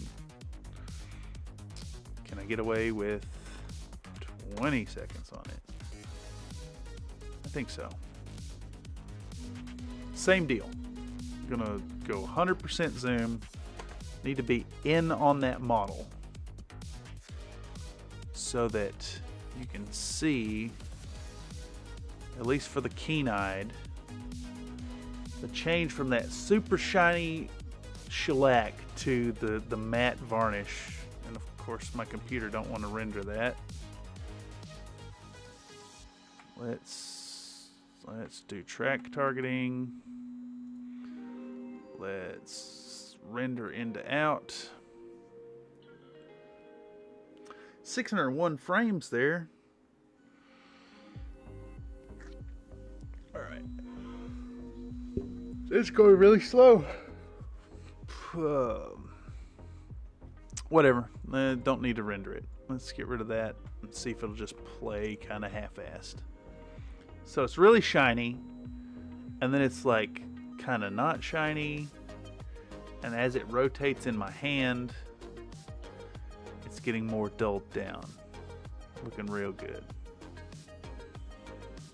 Yeah, perfect. Okay. And I think that is the last bit of oil wash. So we're gonna save this. We're gonna take that oil wash sequence and append it to the back end of this. And we're starting to get dangerously close here. This might turn into a 25-minute video. Maybe not, but the possibility is there. We're looking at, how long was this? I guess I can see right here. This was 2 minutes and 26 seconds. It puts us at 14 minutes and 22 seconds currently. We still got to do lens jeweling, dry brushing, and basing. And I'm exhausted. My butt hurts from sitting in this here steel chair for the last like 4 days, 12 hours a day. I need to get a good chair. I need to invest in a good, a real nice sitting spot to get this work done. I've also got painting to do. I've been thinking about setting up a live stream where I do the painting as well, but that's all the way over there in the bullshit corner. So, which is there's a different computer over there. I don't know if it can handle the OBS thing, but I'm gonna try. I think I'll do a community post about the old setting up the paint and live stream. See if folks are interested. I want to give another thanks to chat for being here. This has been absolutely a blast to communicate with community members while working on this. I think I've just about had enough of the day. And one more nod to my own content. If folks are interested in picking up their own custom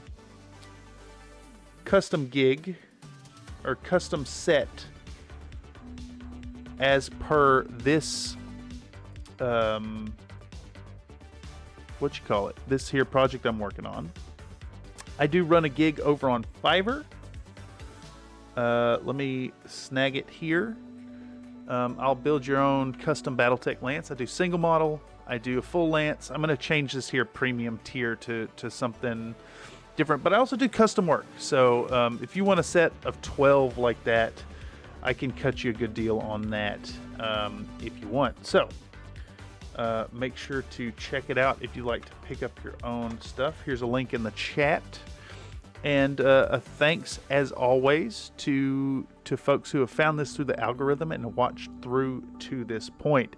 The Workflow live stream is a place where I am doing the work that's getting done anyways. This is my place to try to stay on topic and get a little work done and just, you know, kind of farm my work experience for more content.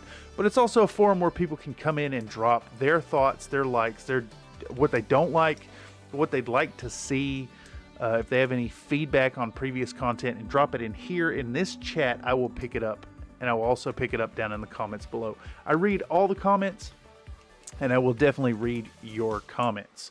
Furthermore, just another reminder to folks, I guess as a way of judging the metrics of if folks have seen this video or not, I picked up recently some Country Fried Minis stickers for my orders. So boxes that go out from my Fiverr account will have these on the package as well as one in the container. Furthermore, if folks are interested in some stickers, just send me an email.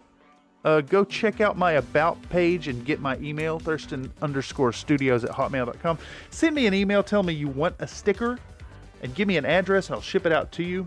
Furthermore, if you need some battle mechs, if you need some 3D printed battle mechs, let me know. I'll send you, like, I don't know, 3 or 4 chassis if you're interested. Just let me know.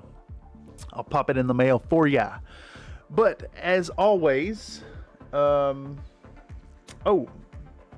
Commander Shepard says, hell yeah, the algorithm tossed me the Marauder video and I'm so happy it did. Well, I'm really glad you caught in on the Marauder. That was a fun piece of content, and I guess I can drop a little spoiler here. I was contacted by Locust Labs through Mechanical Frog's Discord. We're talking a bit about the Hunchback to celebrate the upcoming Tex Talks Battletech video. We're going to be putting together a big Hunchback. I'm thinking of going even bigger this time. 1/35th scale, as if it were a Tamiya model kit. So I will have the biggest Battletech in the world on my channel sometime soon. Sometime midsummer. We've got this this here painting for commission video coming out, and then the Titania, and I'm probably jumping on that. So I'm also thinking we might put that one up for auction at the end as well. It'll probably be like 9, 10 inches, 12 inches tall. I'm not really sure. It's double the scale of the big Marauder, which turned out to be about 8 inches bottom floor to top. So keep posted and I'll get stuff out. It's a little slow going. I don't work quickly, unfortunately. There's a lot going on. Plus, you know, school starts in August, so we're aiming to get the Hunchback out. And I guess in the meantime, and as always, I want y'all to remember to be happy while you're painting. In any case, take it easy, y'all, and I will see you maybe even tomorrow, definitely Thursday for the Diablo stream. Catch you soon. Take it easy, y'all.